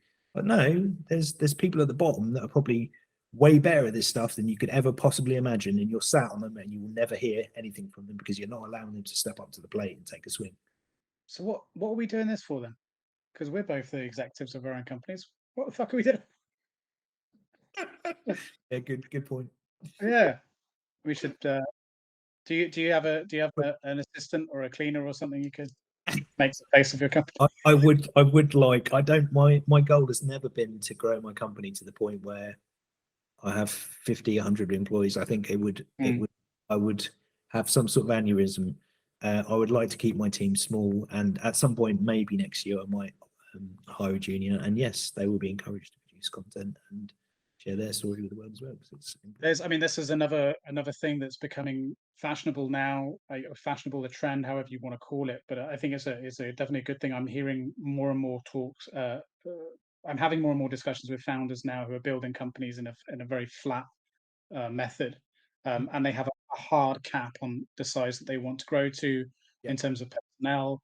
That even a lot of talk about the only way to do that is to not take external investment, to bootstrap, to build from the ground up, to go on a traditional business model of make more money than you spend, not focus on share price, all that kind of stuff, and that's really refreshing to hear.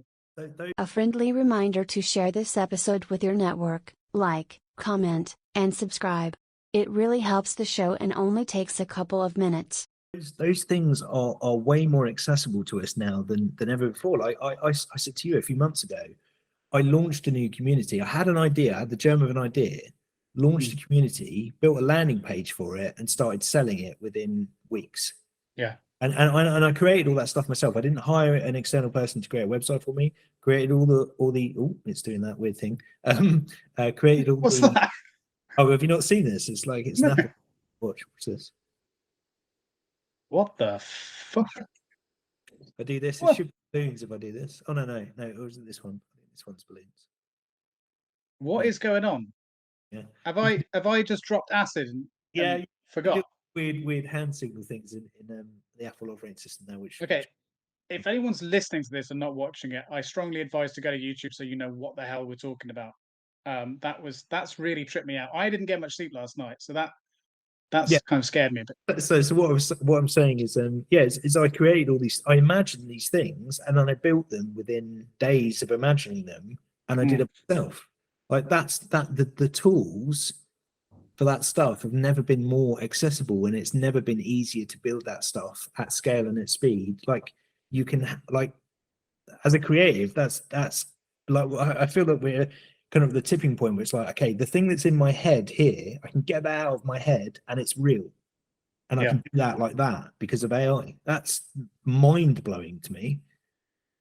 That we can. Absolutely, and we're going to see more. Like, there are more and more instances we're hearing of businesses or business founders, startup founders becoming millionaires, hitting 10 million ARR, and they're solo. Yeah. Like completely solo, built the product themselves, sold it themselves. Like that's happening more and more. And that's my goal. That's my goal, is to stay small, stay nimble, stay agile, and grow my business to 1, 2, 3 million. Maybe. Yeah, and that's absolutely, it's kind of similar. I see it a lot like how, because I was involved quite heavily in the music scene when I was younger. I did a load of different stuff there, and at one point I thought I was going to be a musician. But yeah, there we go. And and to the dream. yeah, that worked out. And there was a really interesting transition that happened when I was a teenager, I guess, which was this, like, basically the tool set to make your own music and create an album from home came to life. And then YouTube came around, where you could, why big on YouTube. Why do you think I got out of video production? Because of these things. Right. Everyone has the ability to create video content, like decent video content, on their smartphone. You don't need teams or armies of people to do that anymore. So that's why I quit. I quit making videos for companies, because on the way out. Yeah, everyone is now a content creator. Everyone can make video. Got to keep with the times.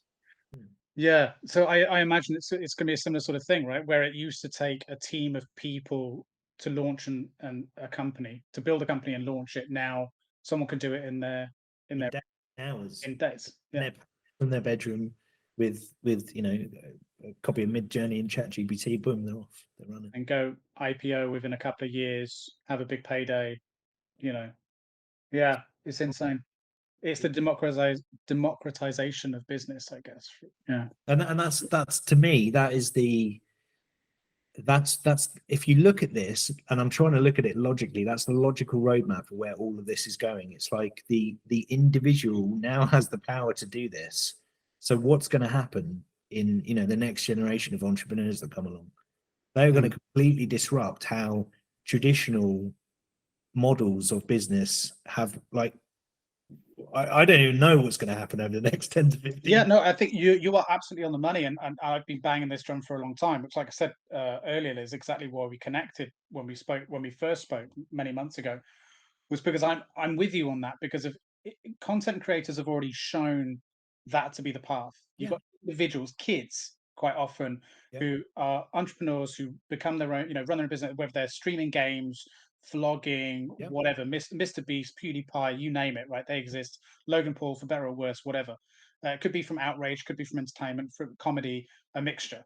And they have done exactly what we're talking about. And it's only right that you can, like, everyone wants to be a content creator of some kind. Everyone is aware of the importance of a personal brand to some extent and has it at a certain generation, and are taking active participants in that sphere.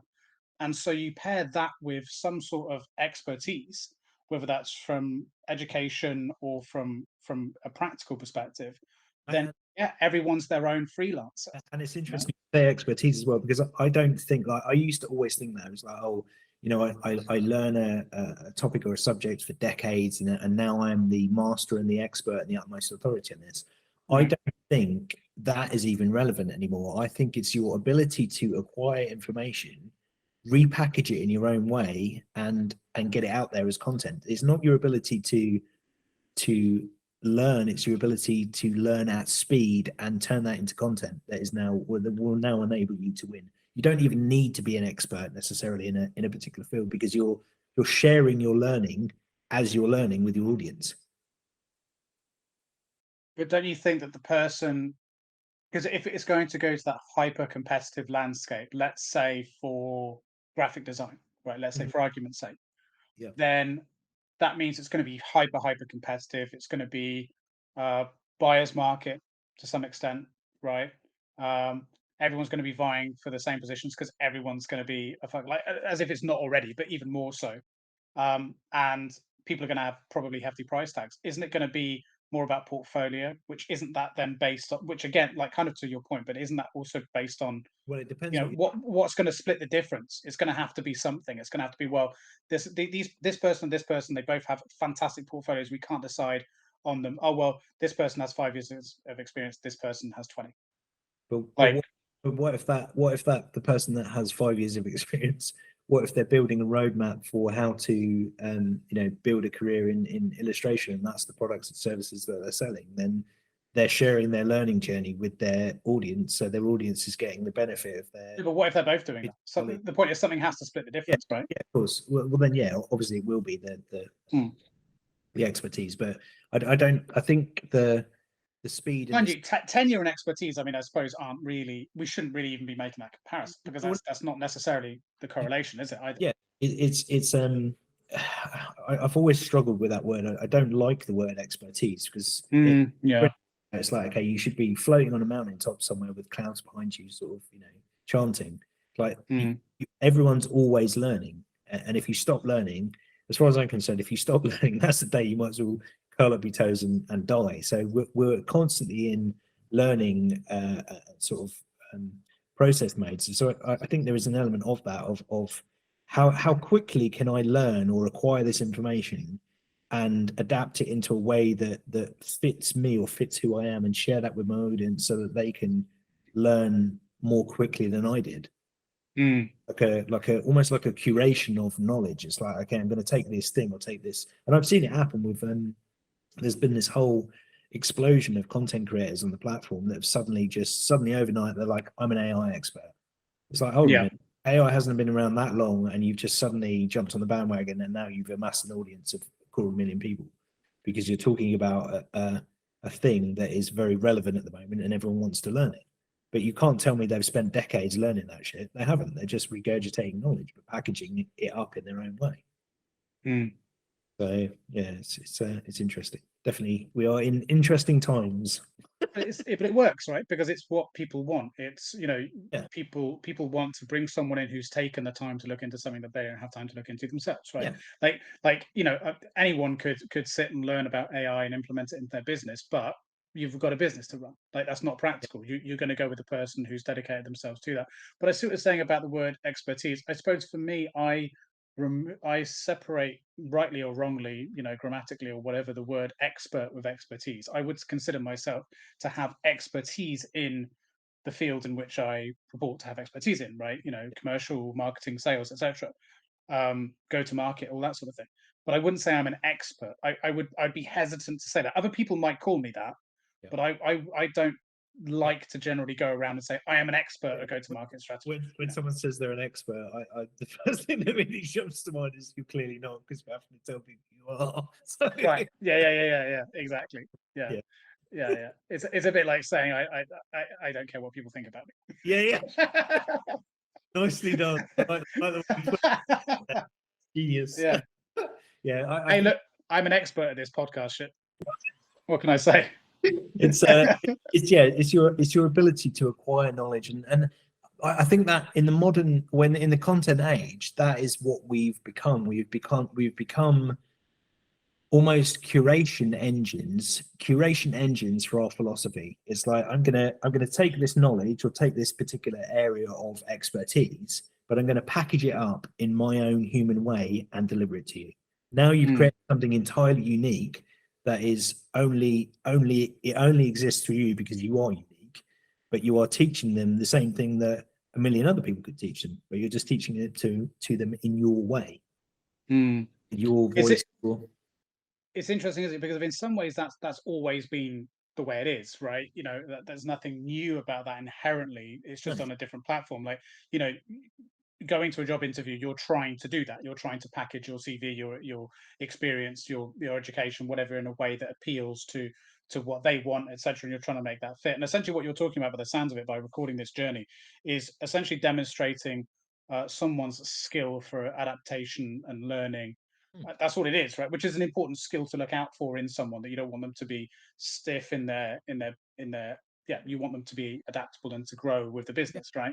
But I guess what's interesting is the dynamic that could occur where, just like we were saying, how a business could get an advantage through content, through its employees, to be a desirable place to work. Equally, employees or prospective employees could be kept an eye on by potential, in the same way that people do with you and people do with me. Yeah, but to keep an eye on them. One day when we have the budget and we have the need, I want that person. I want that person. Yeah, but then my argument with that is like, okay, well, how much does your culture suck, and how much do you value that employee? But if you truly care about them, you'll find a way to keep them. So, Right. Yeah. No, I just meant more like the fact that the ball is in both sides of the court, in terms of, the dynamic to competing as in the employment, in the job market, depends on needing to be louder than the other guys, because they're going to have a presence, and you can't compete with the Nick Raeburns when it comes to wanting to be seen as a good hire for social selling. You just can't compete, because of you have that reputation out there. There are companies out there for sure that already exist that have pegged you as like, okay, that money we're going to keep aside for when the time is right. We're going to get Nick on the line and he's going to help us with this thing, compared to, anyone else that might be out there, providing a similar service. Do you know what I mean? Like, that's ultimately where I'll end up with employees across a whole different range. If you look at the and I think this has happened since the Industrial Revolution, it's the balancing out the seesaw. The employee was always at the behest of the brand, of the business. It's like, okay, you're paid for your services, but you serve me, and that's the machine that's run since since the Industrial Revolution. That tipping point is now that seesaw is balancing back out in favor of the employee and in favor of the individual. They now have access to more tools, knowledge, and resources than they've ever had before, which empowers them to do stuff that these behemoths couldn't even begin to imagine because of the speed that they can move at and the agility they have. So that I truly feel like finally like I've been a creative most of my life, and as a creative, we're the ones that get like shat on, spat on. It's like, oh, you're an artist, like great. Like we're the ones now with the power. And for me, that's like, yes, finally, brothers and sisters, like I've waited for this point my whole life where you know, as artists, as creators, as creatives, we've got skin in the game, and we can dictate, you know, how these other companies behave. And that for me is it's empowering. It's interesting you say, because I know a lot of creatives who consider this to be the dark times because of the rise of AI in terms of, you know, when it comes to written content and visual content and all these platforms taken over. You're not as pessimistic then? No, to me, AI is a tool. And any creative that genuinely calls themselves a creative and is scared of AI, to me, isn't a creative. A creative should Right. have a mind. That's the of creativity. It's like, what can I create that's new, or bring into the world that's new? And to me, Adapt or die, right? adapt or die. And to me, AI is a tool. It enables me to imagine bigger worlds at scale than I possibly ever could have imagined before, and bring those things to life. Some of the stuff I do with my content now, I couldn't have. Like, I made a choose your own adventure LinkedIn book. I don't know if you're old enough to remember those from when I you do did. remember those. Yeah, Yeah, Rob. So I very made kind that. of you to say. We're of a certain age. I think it's fair to throw that out there. I created that piece of content. If I'd have created that traditionally, like I mapped out all of the pages, so it would go. So one page would go to another page on ChatGPT. I created all the images on Midjourney. If I'd have created that manually, it would have taken me weeks, maybe months. I created it in hours using ChatGPT and Midjourney. So the fact that I can do that blows my mind. It's like, okay, I can imagine this thing. It's quite complex. It's quite big. It's quite abstract, but I can build it, and I can do it really quickly. I mean, you can create a Hollywood movie in your own home if you Yeah, have the yeah, determination. Like, you know, yeah. it's incredible the tools we have at our disposal. Do you have to run? Because I just realised what the time is. Are you all right for time? I do. I've got 2 more minutes. Okay, 2 more minutes then, really quick. One last question for you. How important is LinkedIn to you, and what role has it played in your your career? Like, because I know, like I said earlier on, you're quite well known on the platform, I believe. Um, and I knew of you before I knew you lived down the road. So yeah, speak on that and I'll let you go. Yeah, I mean, I don't say it lightly. It has changed my life. Like producing Yeah. content on the platform enabled me. It gave me all the things that I'm now trying to give to other companies and business owners. It empowered me. It gave me a voice. It gave me a purpose. It gave me a reason for producing content. It's allowed me to feed my family. It's like it has changed every single facet of my life. So I want to give to companies and business owners the same thing that I've been through, the same transformation that I've been through. I want to give that and empower them to go through that same transformation.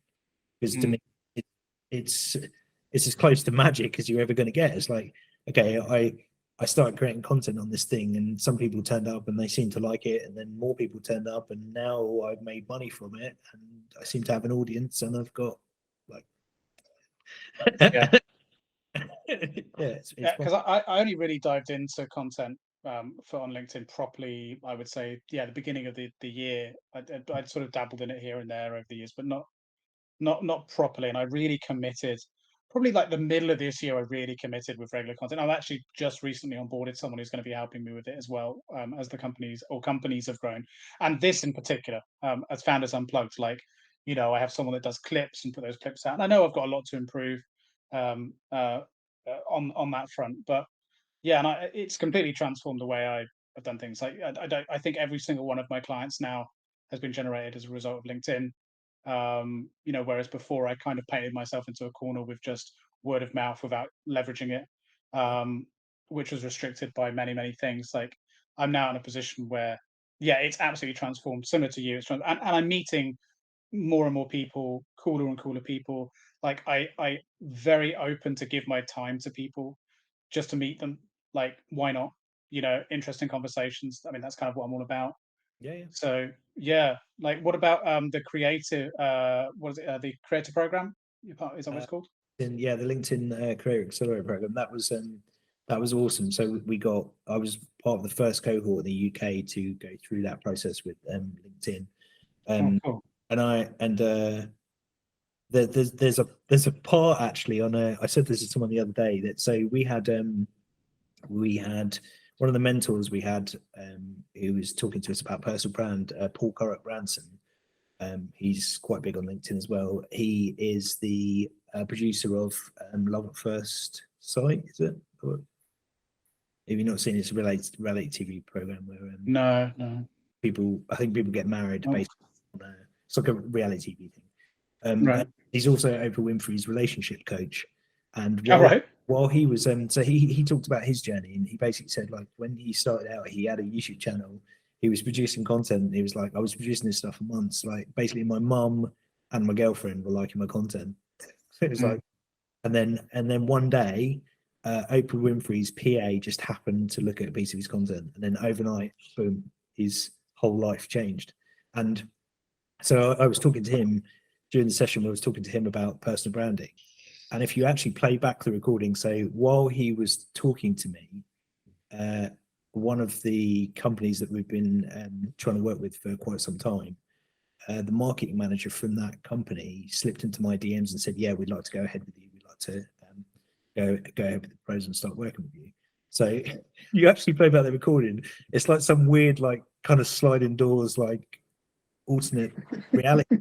I'm sat there just doing this, like looking at him and looking at the DM. It's like one of the biggest brands on the planet just asked me to work with him, with Yeah. them. And Oprah Winfrey's relationship coach is talking to me about personal branding. And it was like, who am I? Like, what is going on? It was the most surreal thing that's ever happened to me. That's awesome. Just little old me, like nothing ever like that ever happens to me, and that happened from producing content. Just Yeah, but you made it happen. Yeah. I made it happen. Yeah, it was. But if you play back the video, you see me doing this. I'm like, what is going on? Like, it's just bizarre, dude. Absolutely bizarre. That's very cool. Well, yeah, you made that happen, man. Like you put in the graft, and you know, it's interesting. I have people ask me all the time, what's the goal of this show? Like, especially people who are maybe a little bit more traditional in the way they're thinking, especially like, you know, people I've interviewed to come on that I just decided not to. Like, what's the point? What are you trying to achieve? Like, what's the end goal, kind of thing?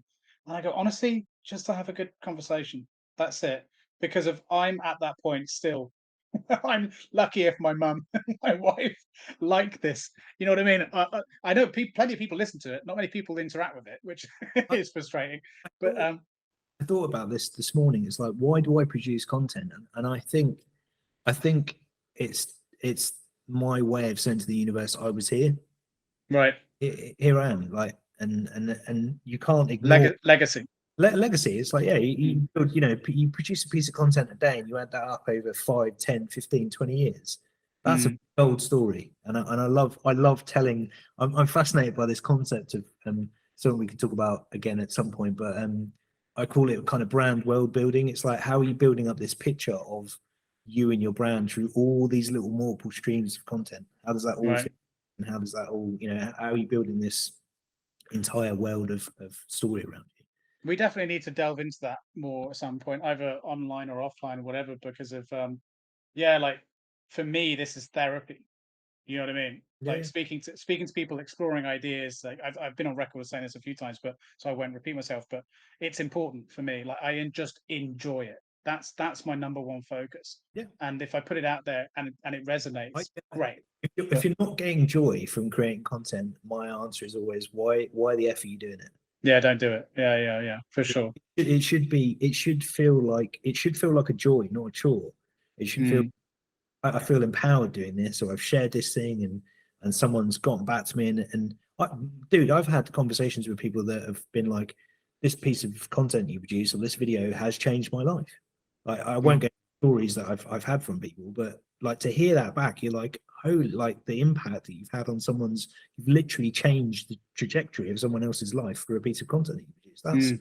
That is like, that's worth more than all the gold in Spain. Just picked a random country. A place that has lots of gold. Yeah. But yeah, Switzerland. It's mind blowing, dude. Absolutely mind blowing. Yeah. Well, and that's a great thing to accomplish, but it's not something you necessarily set out purposely, because it doesn't come. It would be forced then, right? Yeah, it's a side effect of doing what we do. I think. You Yeah. can probably play this back at like time lapse really quickly from beginning to end. The light would actually change outside from. Yes. Yeah. Right, I need to go pick my kids up, dude. All right, dude. Well, look, thanks so much for being on. Your links of everything to do with you will be in the description, so people can check you out, follow you, check out the business, hire you, give you lots of money and love, etc.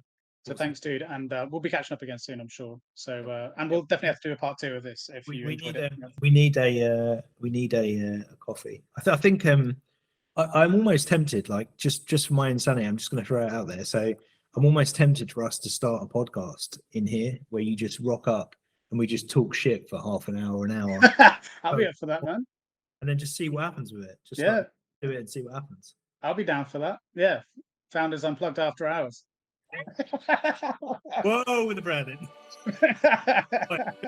I'll take care. See you later. Take care. Bye. Thank you for listening and/or watching. Please like and subscribe and join in the conversation in the comments below.